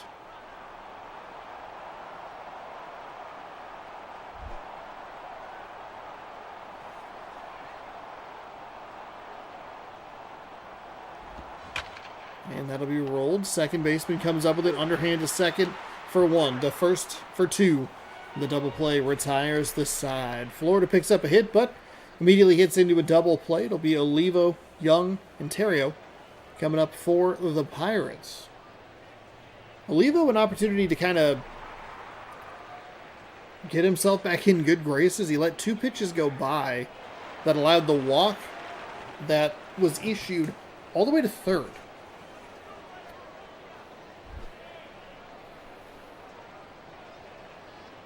But Batista bails him out with a 2-run shot. And then the catcher shows the catcher how to catch, but not very well.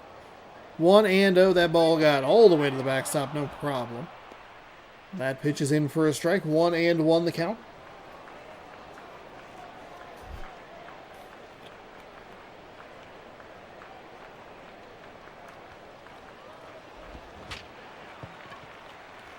Olivo really chased that inside. Wow. That should have been a ball. But he hit that very weakly. Yeah, he chased that. That was such a ball.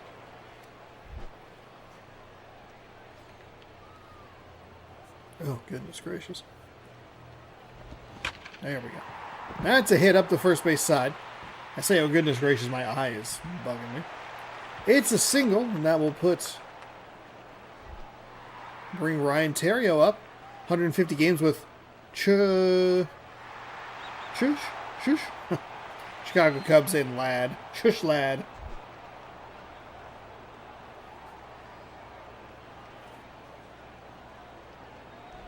The wind and the pitch outside for a ball. 1-0.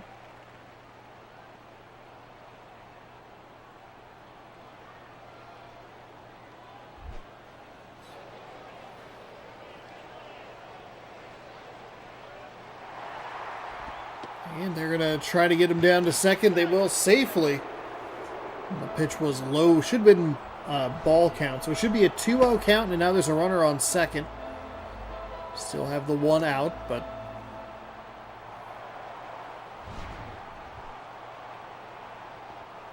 blaming it on the catcher. I think it was more of a good play by the base runner. It is indeed 2-0. One out with a runner on second. That is hit into right field. Plays it on a hop. Oh, they're getting aggressive. They're sending him home. He kind of like double clutched it a little bit.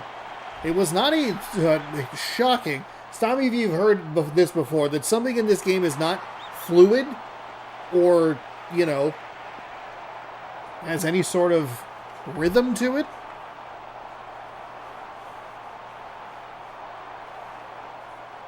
Here's the wind and the pitch. It is hit to first base, over to second for one, back to first. And he's safe, not in time. They didn't throw it to the first baseman. They threw it to the pitcher covering, and he couldn't get there. Oh, my goodness. The Florida Marlins defense. They did this in the other game we watched. Marlins and Pirates. Why Canerco is not getting back on first base?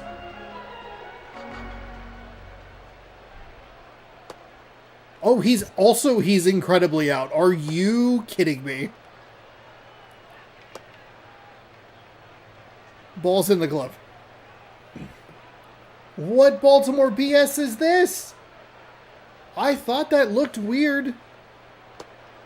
He's out by a step. I was going to say, because the Marlins defense, they had a lot of trouble last time we watched them here. And they were able to pile on that big inning in the third. And then the umpires are conspiring against the Florida Marlins here. It was just one extra pitch. One pitch, one swing out, number 3. It's all settled. Everything's right in the world. Espinosa, Nelson, and Helton.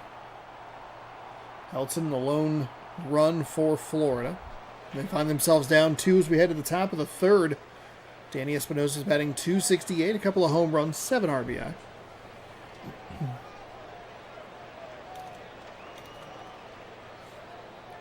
Here's the wind and the pitch. It's way outside for a ball.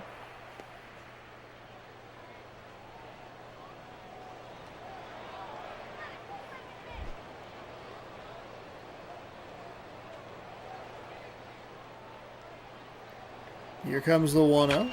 That is hit. Ooh, diving shortstop. Can't get a hold of it. It'll be a single out to center. Lance Nelson's 0 for 1.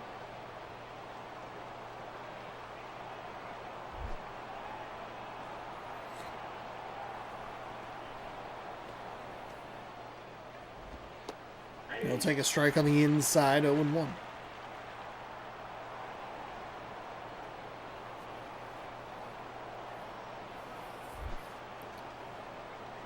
One on, nobody out to start the third here. Tying run at the plate. Here's the wind and the pitch, and it is rolled over. Third baseman to second for 1. Around to first for 2 in time. And that is a huge double play because you really don't want to bring up Alex Rodriguez. That average is really good. We've seen him come up in a couple of big spots this season. It was recently, last time we were in Florida, I believe. Helton's going to drive this to center field. Crispy Young, Crispy Quick is out there, and that's your ball game. Okay, and it looks like the Pittsburgh Pirates are going to be your NL Central champions. Okay. Cool. We've gotten to see at least 2 of these.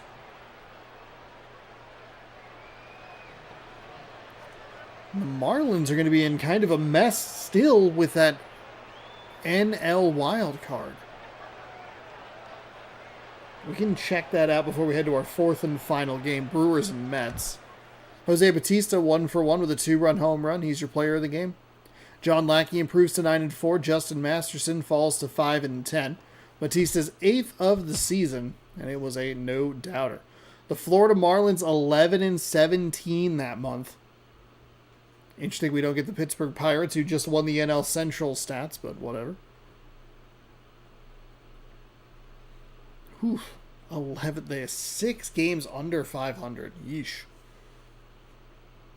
Who were you? The New York Mets at the start of this season? So, Phillies have the East, all right. Pirates have the Central. And the Marlins half a game out. Yeah, 42 is that number. 4 teams locked in there. The losses are just a little different. And the 12-game winning streak of the New York Mets is now on the line. That's our next game. Let's jump down here to see that the Blue Jays beat the Yankees 3-1. Rays over the Rangers 2-1. Guardians beat the Athletics 1-0. Reds beat the Diamondbacks 2-1. Pirates over the Marlins 3-1. Let's go. There they are. Just double checking. Brewers and the Mets. The Mets have won 12 games in a row. They were 30-35 when the win streak started. They are 19-19 at home. They are 23-16 on the road. Their pitching is top 3 in every category. Their offense is somehow bottom 10 in 2 categories. 5 stolen bases. Am I controlling the New York Mets? We've seen teams have like 5 stolen bases in 1 game. New York. Hey, I get it. Stealing bases is hard.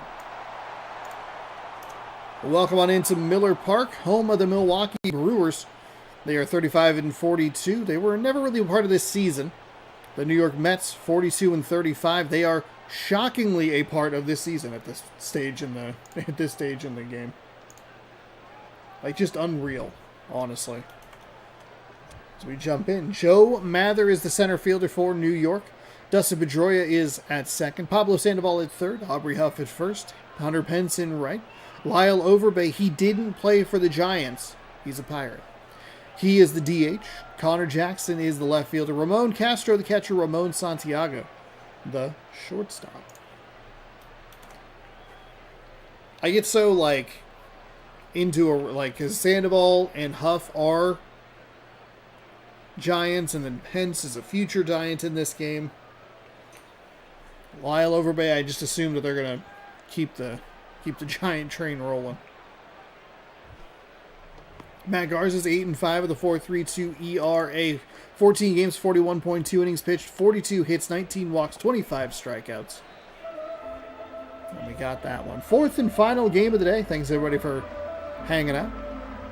Appreciate it. Don't forget to fill out your bracket for March Mascot Madness Friday, noon Pacific time here on the channel.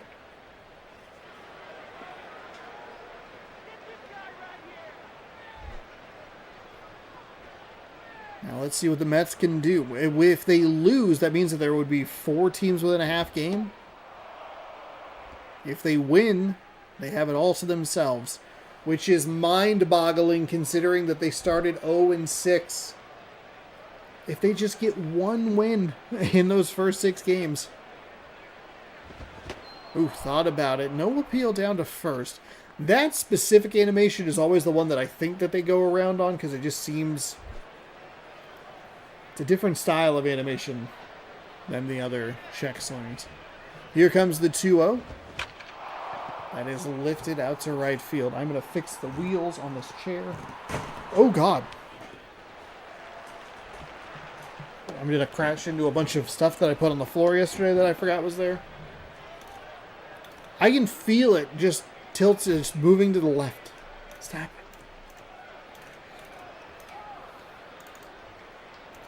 Dustin Pedroia is up.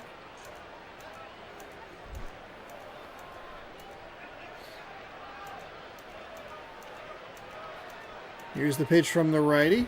Winds, and that is rolled foul.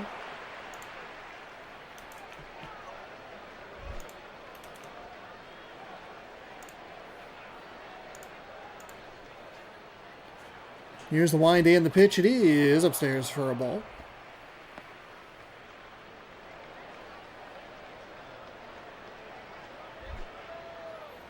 One out. Pedroia. Ooh, they're going to give him a strike on that inside. I believe it's going to be just called on the pitch. It is one of the weird things where this game doesn't have, It doesn't even seem like when they call the check swings strikes, he went. It seems like they're still that's not really a check swing, but whatever. The game flips a coin in the back and goes, he went. Most of the time they don't, but Pedroia, what a weird at-bat. Even for a video game, that at-bat was weird.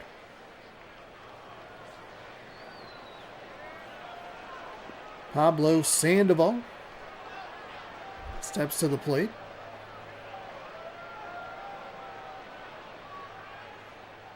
The righty fires that foul. Foul, foul, foul. It's foul.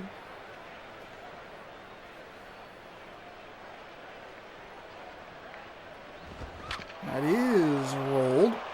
Foul ball. Out.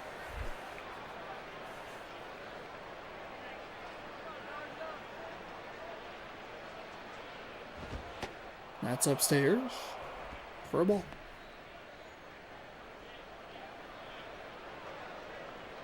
Can't be slamming our elbows into chair arms here. 1 and 2. 2 gone. Top of the first. Sandoval puts a swing into that. I mean, the Pedroia at-bat was so weird as the left fielder gets a hold of it in the top half of the inning. Because he just never felt like he was really in it. Like, all of his swings felt like, I don't really want to be swinging. Like, I think maybe. I don't know. Seems scared. I don't want to ruin the 12-game win streak. The Mets do nothing in the top half of the first. We'll see what Milwaukee has up their sleeves for the home half. Brian Roberts, the second baseman, is a switch hitter. He'll lead things off for the Brewers here in the bottom half. David Freese at third, Jason Kubel in right, Luke Scott at first, Vernon Wells in left. Ryan Hannigan is the catcher. Hank Conger is the DH. Angel Sanchez, the shortstop, and Niger Morgan, your center fielder for Milwaukee.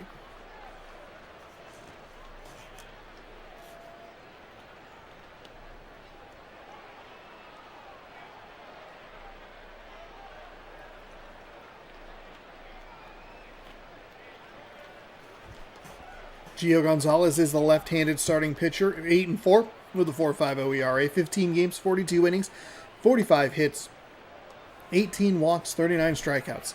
Can't believe I actually got that.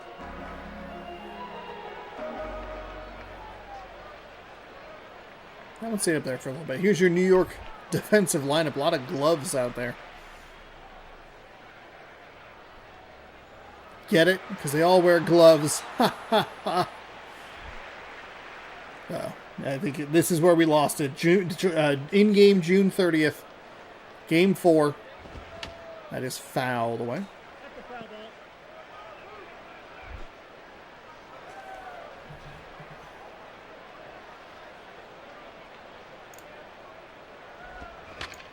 That is... Oh my... There's no way.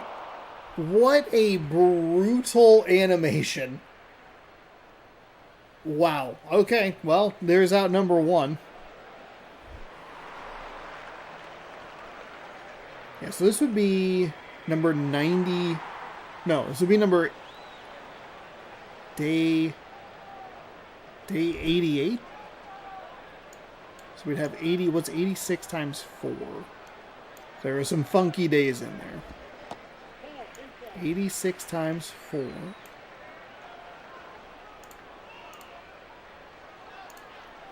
86 times 4. It's game to 344 that we have watched.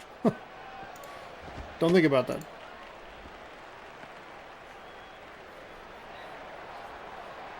Oh. A bunch of clones of Gary Payton out there. No, I wasn't even thinking about him.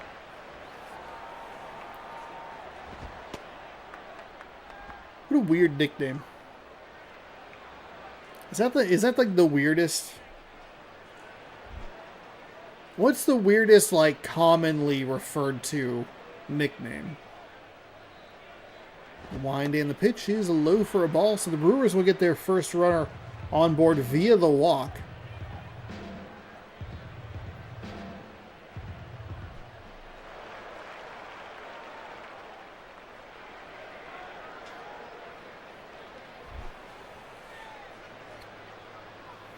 One on and one out. Lefty for the Mets, winds and fires. That's in for a strike.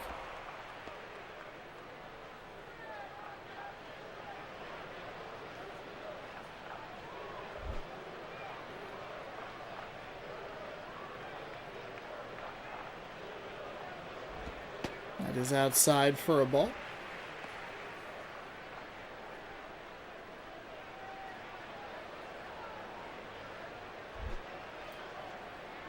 One and one out. They do anything with that runner on first? They put him in motion at all? I'd imagine no.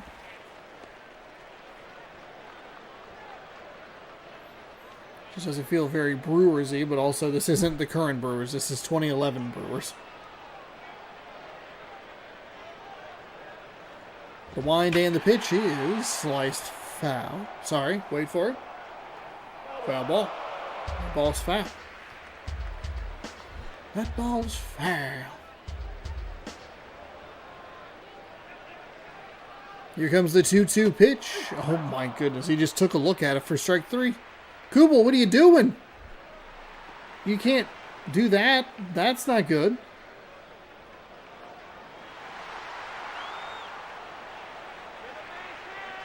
Oh, big, pretty odd nickname. Well, I mean, have you seen his ass?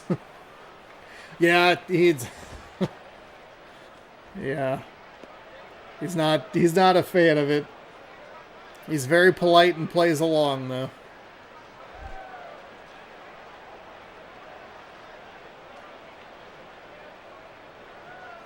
That might actually be the answer. The big dumper might be the answer.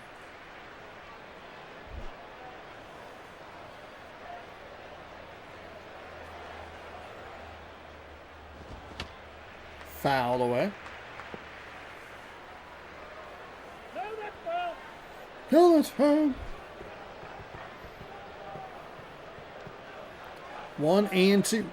2 gone with the runner on first. It is strike three. So nice job there. Bounce back from the walk with a couple of strikeouts. Retire the side. Huff, Pence, and Overbay. Giant Astro Pirate.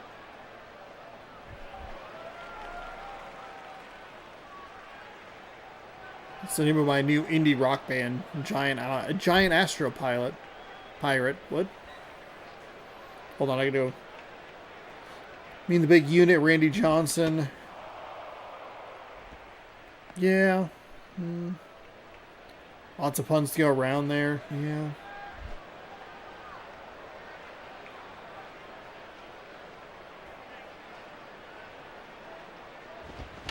That one's rolled to the first baseman. Picks it up and steps on first. That'll be out number 1 here in the second. That'll bring up Hunter Pence. Batter number 2 here in the top of the second. Nothing going on in this game. 1 walk, and that is it. Hunter Pence is batting .341, 9 home runs. That's the wrong thing. Okay. All right. Well, thanks. .341, 9 home runs, 27 RBI, and a couple of stolen bases. Turns out when you hit 0 on your number pad, it just takes you to the very, very start of the video. Thanks. Super helpful. Oh, no. Pence is 1 pitch, 1 swing, and a pop to the first baseman who actually fields it in fair territory.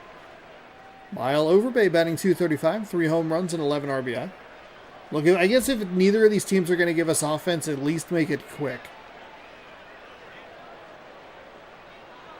Here's the wind and the pitch. It is low and inside for a ball.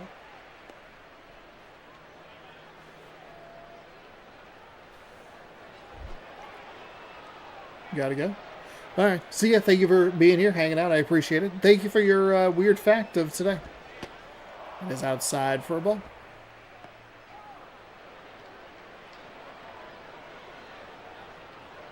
So we have a 2-0 count with 2 gone.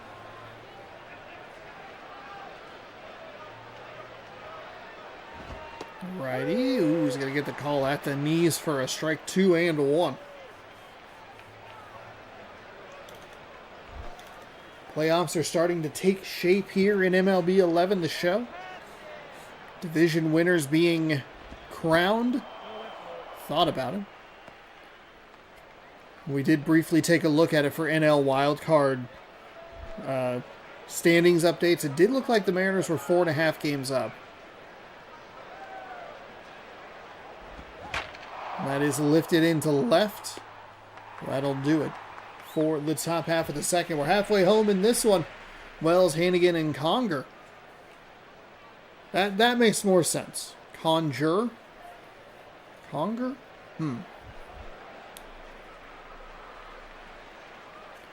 Vernon Wells, 267.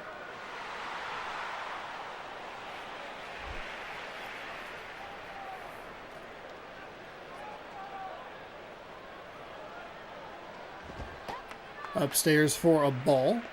And that's how the bottom of the second inning will start 1-0.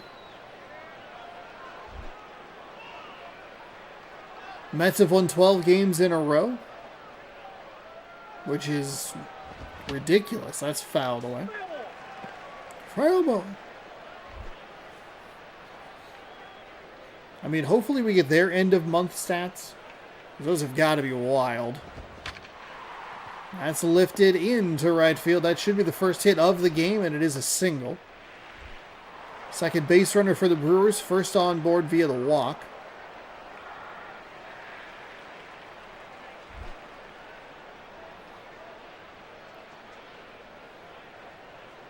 Never mind. That's a hit to the third baseman. Stands and fires in time. It's much easier to fix than I thought it was going to be. All right, welcome back. Glad that it was easier than you thought it was going to be. That's always nice. Nothing worse than when you look at something and go, oh, this is going to suck more than I thought it was. Instead, it's, hey, not terrible. We love it. That is swung on a miss. I didn't even hear how he pronounced the last name. I got so distracted. I forgot about it.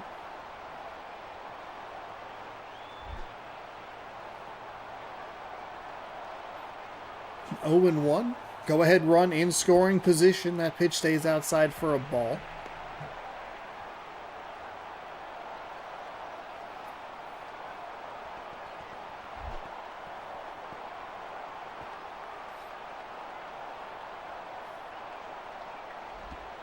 And that's in for a strike.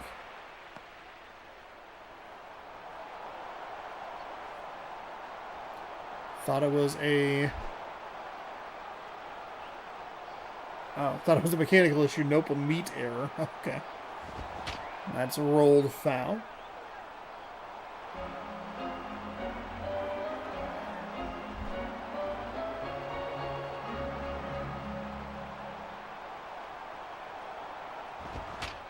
That is hit sky high to first base. This isn't even going to advance the runner.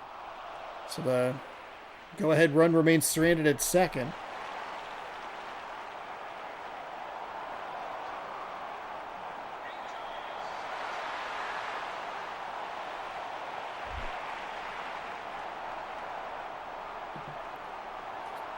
Let's see what Sanchez can do here. He'll drive that one. Foul ball.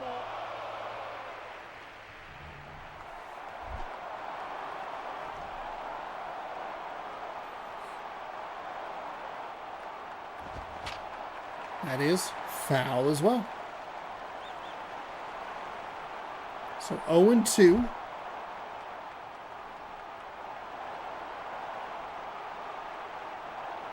As the lefty winds and fires. Another swing and a foul ball. 3 straight foul balls. Meat error means it was the person that was the problem, not the machine. Oh, okay. Thank you for clarifying.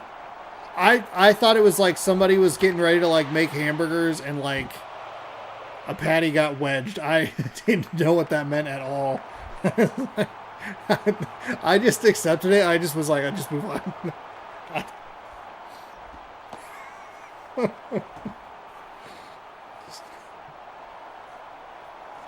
It's the first, like, one of the first, I think it's the first episode of Bob's Burgers, so, like, grinding the meat downstairs.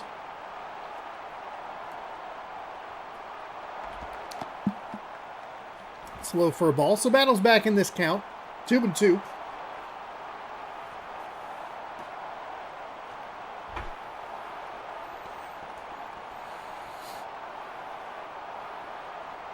Here's the wind and the pitch. That one's gonna...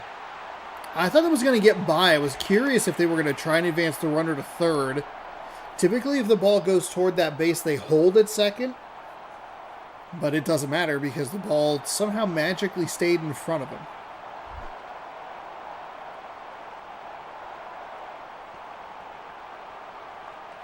The wind and the pitch, and that is rolled to the second baseman. Scoops it cleanly, fires to first in time. And that will retire the side. We will head to the third. Just one hit between the two teams in a scoreless game. Jackson, Castro, Santiago, the 7-8-9 hitters coming up for the Mets. 12-game win streak on the line. Connor Jackson, .311 average, 5 home runs, 28 RBIs, no stolen bases.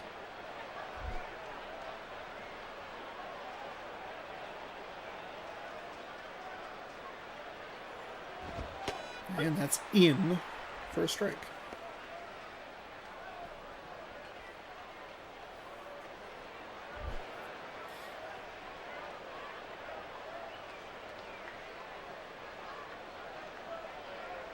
Wind and the pitch is going to be hit to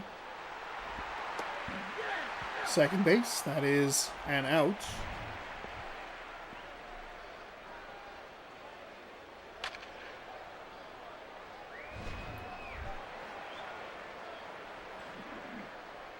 Mets bats having a really hard time getting a hold of any of these pitches.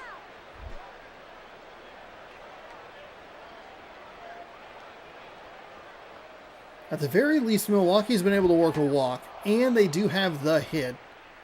Even though, I mean, maybe not the most impressive hit in the world, but still, hey, it's a hit. Pitch number 1 misses outside for a ball, 1-0. That is hit. There's a hit for the New York Mets. That'll leak into left field. They'll hit first base and turn around. Wasn't going to be a double at any time.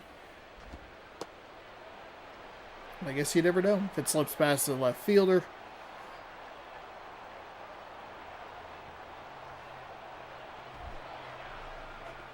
Ramon Santiago's batting .250. No home runs, 5 RBIs on the season. It's a great time to pick up number 6. Give you a lead late in this one. The wind and the pitch, and that is into right field, That'll just advance the runner to second. Probably going to want a second. I mean, I know we got a single. I get that. But it feels like he should have had a whole lot more. I want that swing back. Joe Mather 0 for 1. 203 average, a home run, 6 RBI. I guess kind of same concept. 7, RBI number 7. Looks pretty good over there at second base. Double play in order for the Brewers. We'll take a pitch at the knees for a strike. 0-1.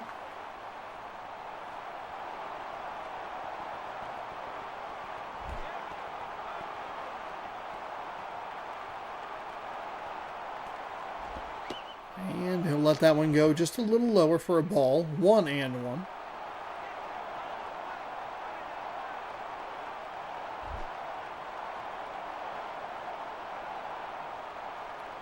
Pitcher is ready to wind and fire. Foul up the third base side.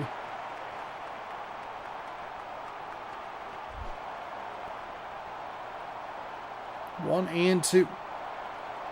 The wind and the pitch. Swung on and missed. Another pitch on that inside corner that we see just a horrible swing at today.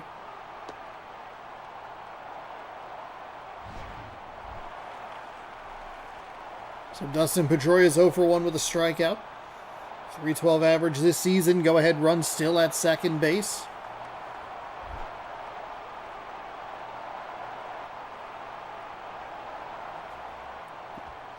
Ooh, okay, good take by Pedroia.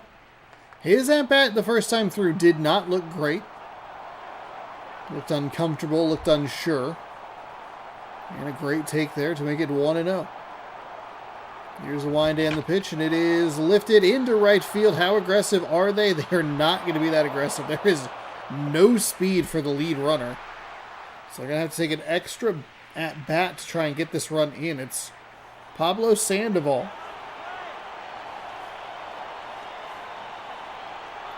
I mean, it wasn't the deepest hit, but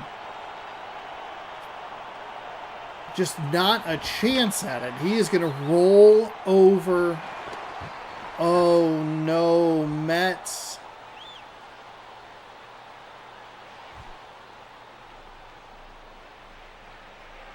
The Mets pick up 3 hits, but they mix in some outs. And by the time hit number 4 Or piece of contact number 4 rolls around. Or gets rolled over into the second baseman's glove. Niger Morgan stepping up.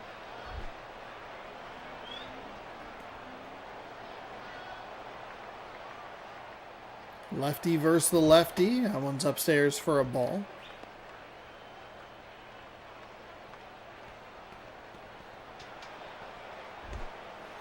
One and oh.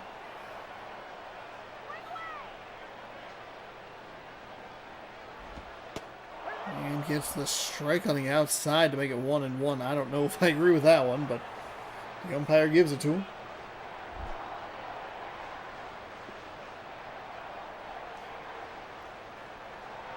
Here's the line and the pitch. Swung on and missed.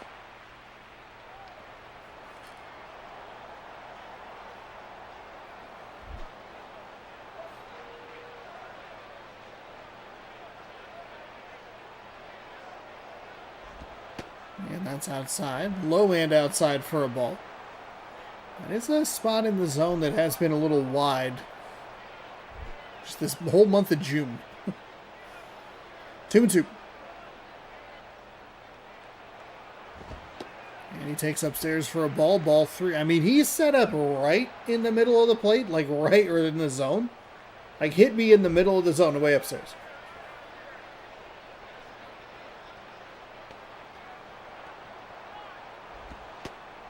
That is outside for a ball. Try to get that outside corner again. Morgan will always be remembered for the time he didn't catch a ball, and instead of running after the ball, he just threw his glove on the ground and acted like a child. All right? Brutal. They're going to check on the runner at first.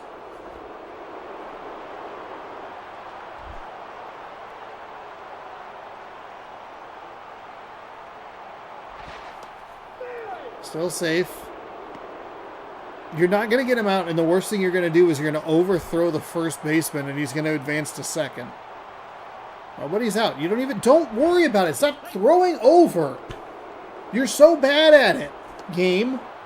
Golly. It's like me going, I'd like to try my hand at astrophysics. Like, you're not going to do it. They got him. Oh, in my face. Oh, my God. Oh, my God. They got him. Wow. I don't know why he wouldn't. Okay, so I guess that's the trick. Throw over 4 times. Oh, my goodness. That's inside. All right, well, we'll make a note of that. Pick off outs. It's June 30th. We're at what? The go 2:12 mark.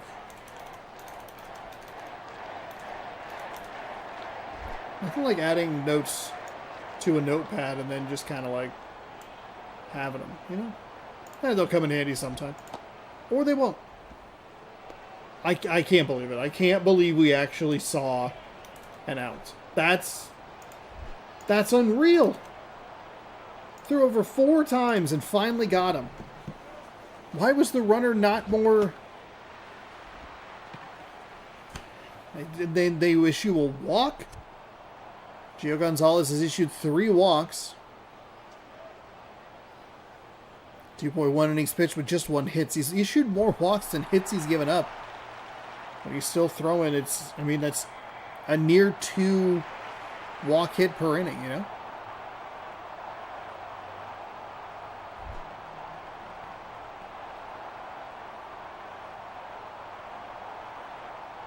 Lefty will wind and fire. That's outside. They did not even try to throw over. They didn't throw a single pitch to that player until they got the runner at first out. Steps and fires inside for a ball.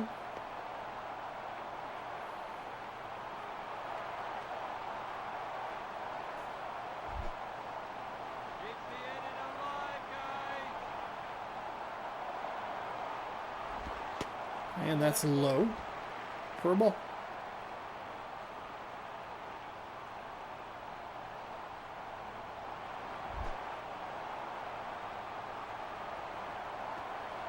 Hands-off controller. Got to be a hands-off controller. Yep, that's what it is. Strike on the outside.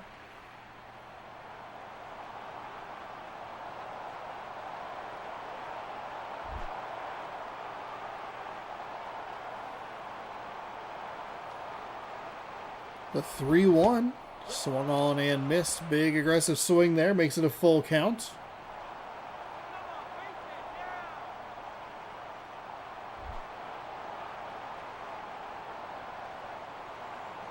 Lefty is set. Here's the payoff. Swung on and missed.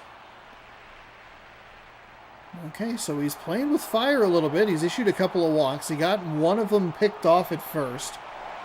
They will head to the bullpen for the righty, Chris Sampson. 31 games, 4-6 record.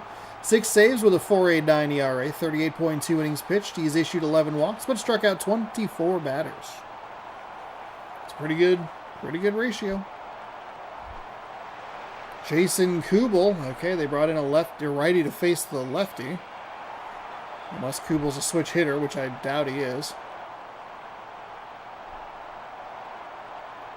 Here's the wind, the pitch, and that's going to be hit into center field. He'll play it on a hop. The runner's going to hit second, ahead for third. It is going to be safe at third. Runners on the corners, 2 away, and Luke Scott is 0 for 1. His season average is 175, and with one swing, he can end the New York Mets' 12-game win streak. Let's see what he can do. The righty is ready. Winds, fires. Doesn't get the call. Okay, interesting. Ball 1.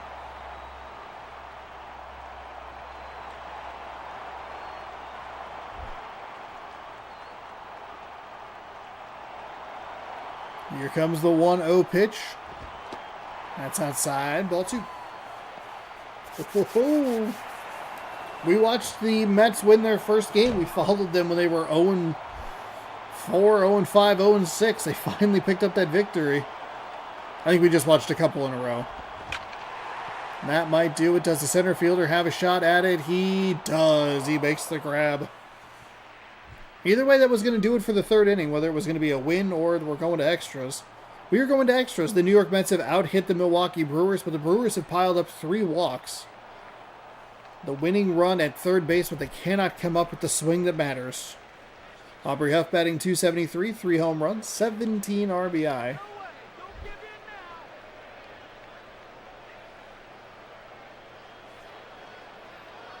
The righty winds, fires. That is hit right back up the middle. So Huff will be aboard. Probably should have been a Mets win already just because he had the runner on second. It just didn't have any speed to get him around. Even kind of, not like a weak hit or hit into shallow right field. Could have at least tried to make a play at the plate, but with the runner that they had going to third, not a chance. So it will be Hunter Pence with a run on. Or runner on first. And he'll take a ball inside. Nice take.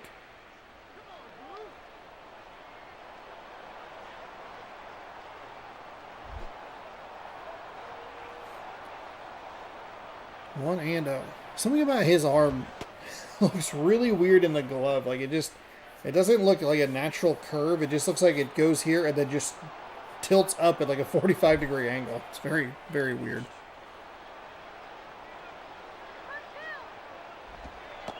Pence, another nice take on that pitch inside.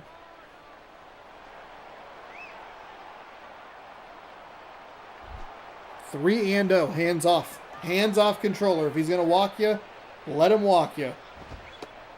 It's a strike at the knees, 3-1. Pence likely flips into go mode. Hey, we're going to swing. Got to be smart about it. That was in the zone. Just a very, very bad swing. Under it the whole way.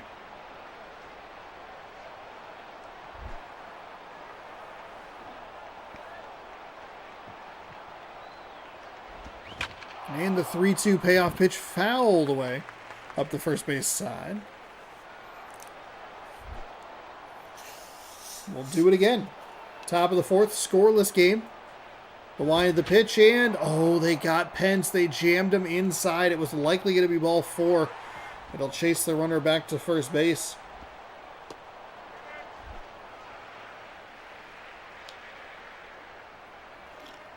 Lyle Overbay.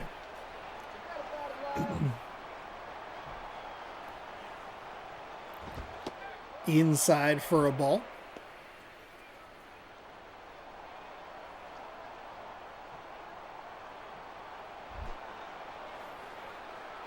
One and oh. That's going to get past the catcher. And the runner advances to second, erasing the double play. So the go-ahead run now in scoring position. Mets have just kind of ended up in weird spots where they haven't had the speed guys in those positions to try and cash in. 2-0. Second time he's fallen behind a batter like this. And it's going to be 3-0. Everything about that was so slow. This game can only do one thing at a time. And it goes catcher, tries to get the ball. Runner runs back. Catcher throws. But it has to do all of those steps individually. Nothing overlaps. 3-1.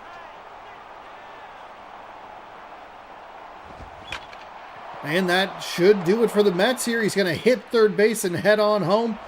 It'll be an RBI single as Huff slides in safely to home plate. The Mets with a 1-0 lead over the Brewers here in the top of the fourth.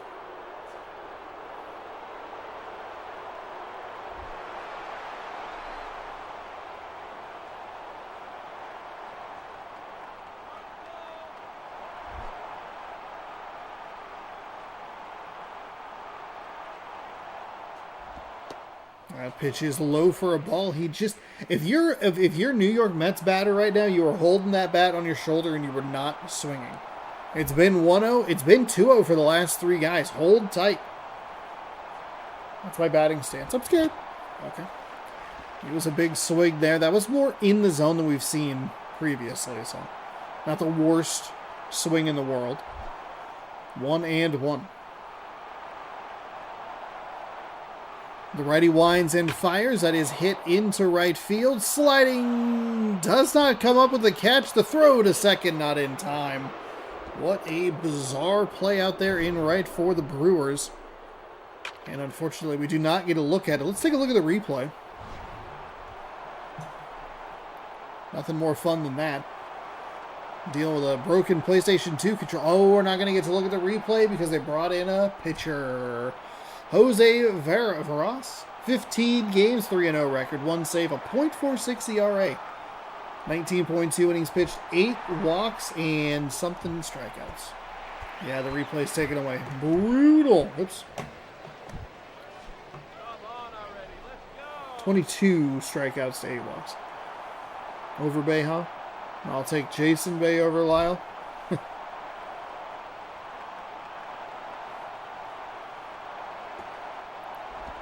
That is low for a ball. Okay, so they went to the bullpen. Can't keep doing the same thing that the starter's doing and throwing a pitch for a ball to lead him off. Start him off. Starts him inside 2-0. What is happening? You got to stop the bleeding. You have the ERA to hold this down.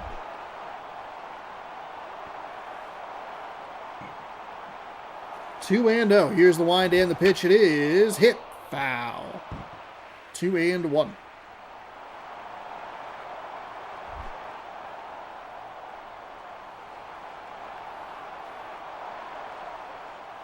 Wind and the pitch is rolled foul.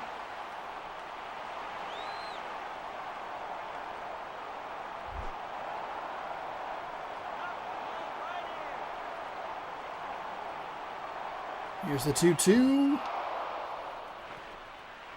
In the dirt to make it 3-2. Nice block by the catcher.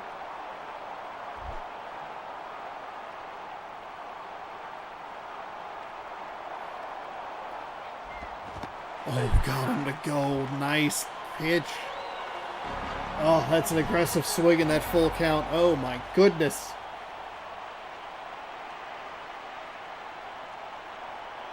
Swung on and missed.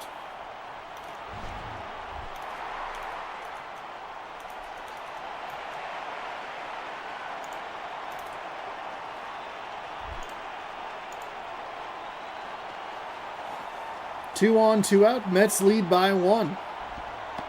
Oof, that's a dangerous pitch. Finally gets a strike on that outside corner. That was a place that we saw the previous Brewers pitcher try to get, but just could not come up with it. The umpire wouldn't give it to him. 0-1. First batter that's fallen behind. Maybe all inning. It's in the dirt, so it didn't last long. It's 1-1.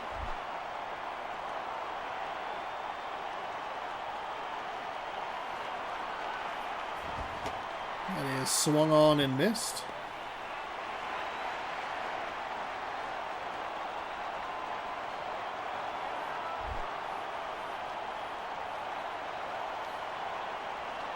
One and two. Oh, they're going to call a strike on that low outside corner. Oh, my goodness. Yeesh. The Mets have knocked out 6 hits. They've only scored 1 run. It's like I'm controlling the Mets. We have so many of those games with the Mariners. It's going to be a fun season. You should subscribe and watch. Vernon Wells is going to get things led off for the Brewers. He is 1 for 1 today.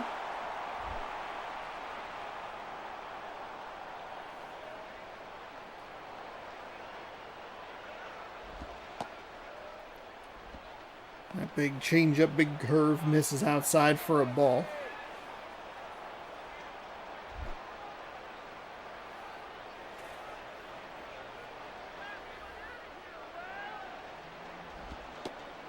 That's outside.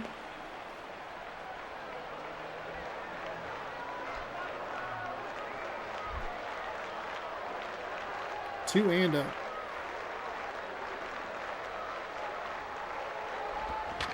That is rolled. Third base side. Third baseman Pablo Sandoval comes up with it. Throws the first in time for the out. Ryan Hannigan's 0 for 1. He's batting .261 this season. A solo home run to go along with 11 RBI.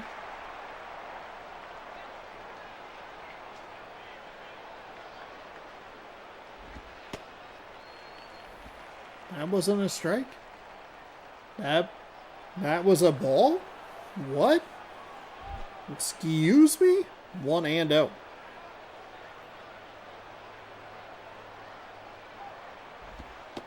That's outside for a ball.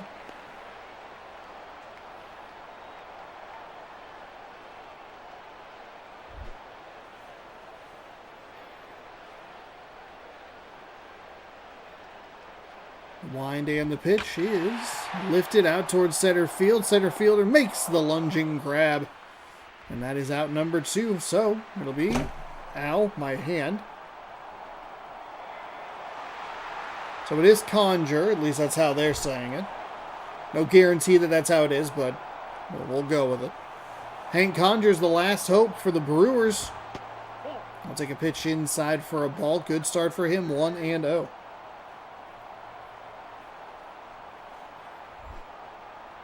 Mets have won a dozen games in a row. Milwaukee's out of the playoff race. They have been for a while.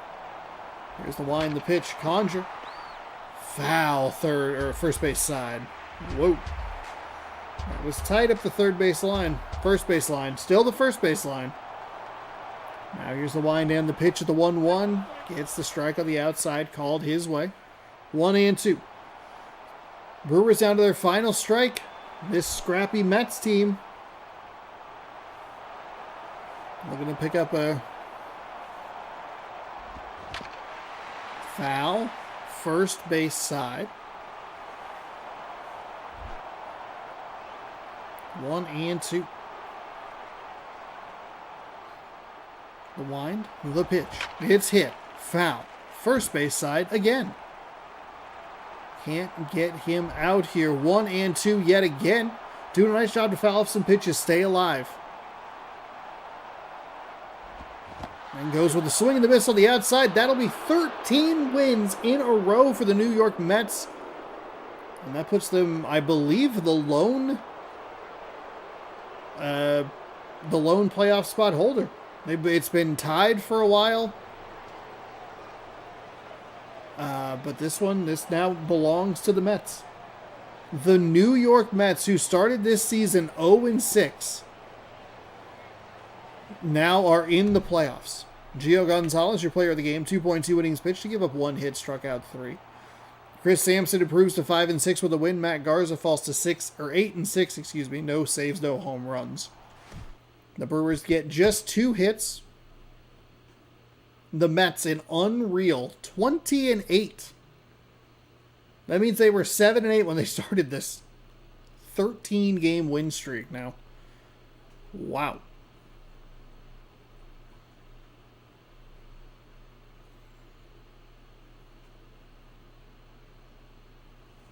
They only had 3 more hits than their opponents.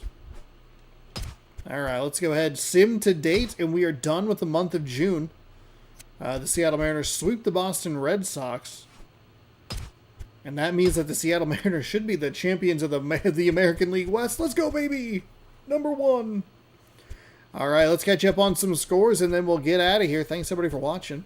Angels 2-0 winners over the White Sox. That puts a real damper on their playoff hopes. Mets 1-0 over the Brewers. We watched that. Phillies 2-1 over the Dodgers. Giants over the Cardinals 3-0. And 4-1 Mariners beat the Red Sox. They pick up win number 46.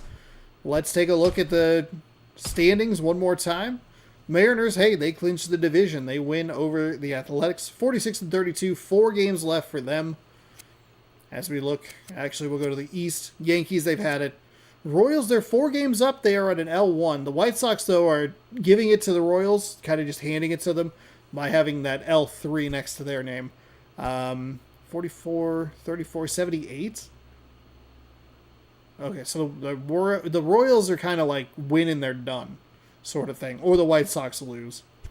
It's not over yet, but doesn't look good for the White Sox. In the wild card, the Athletics are a game up on those White Sox. The Angels are on a W7. They're 2 back, so they have a shot to sneak into the playoffs. Tigers, I'm going to go with a no. And I only say that because they have that W7. In the National League, hey, the Phillies, they finally get it. Even though the Mets have won 13 games in a row, and they're now second place over the Marlins, which is wild. Phillies, they win the National League East. 48 wins for them. Pirates, they have a 4.5 game lead. Somehow they haven't. Oh, they do have it 1. Pirates clinched the division. Good for them. Diamondbacks lead by 3 over the Rockies and the Padres, who are both 42-37. Diamondbacks have... Oh, the Diamondbacks only have a 3-game set left. So a loss by both of those teams would give it to the Diamondbacks. Interesting. Oh, wait, they each only have 3 games, because 2 and 7, yeah, 79, 79, 79. Interesting. Okay. Mets, they have a W13. You can look at the Braves. They have an L11. Win streak of 13 has propelled them into the National League wildcard leaders spot. Marlins trail by a game. Rockies, Padres by a game and a half. Astros, 3.5. So I would say it's down to a 4-team race here between these teams. Astros need to win to make it interesting. But they also only have 3 games left. Who's the half game off? It's the Mets. The Mets are the game. Okay, gotcha. Mets and the Marlins. Okay, we figured it out. All right, there you go. Thanks everybody for hanging out. Hopefully you enjoyed. I will be back Saturday night. I have dinner plans on Friday, so Saturday night I'll be doing streams, or I'll be doing a stream of MLB 11, the show, and then we'll be doing them basically every day except for Thursday when I do the comedy stuff. Through the rest of the season. Hopefully we get it done either right before or the immediate next day after MLB The Show 26 comes out. And once the show 26 comes out and we're done with this, we'll have 6 p.m. Stuff in MLB The Show 26. Thanks everybody for hanging out. Don't forget to fill out your bracket. Consider subscribing if you haven't already. Give the video a thumbs up. Ring the bell. You'll be notified when I post new videos. Thanks, everybody, again, for hanging out. I appreciate it. I see the likes. I see the views. I see all the good stuff. I appreciate y'all hanging out. And that'll do it for me. We're waiting for this bad boy to save, and we'll get the heck on out of here. Waiting for it to save. The power of the PlayStation 2 compels you. Right on time. Thanks again for watching, everybody. We'll see you next time. Good night.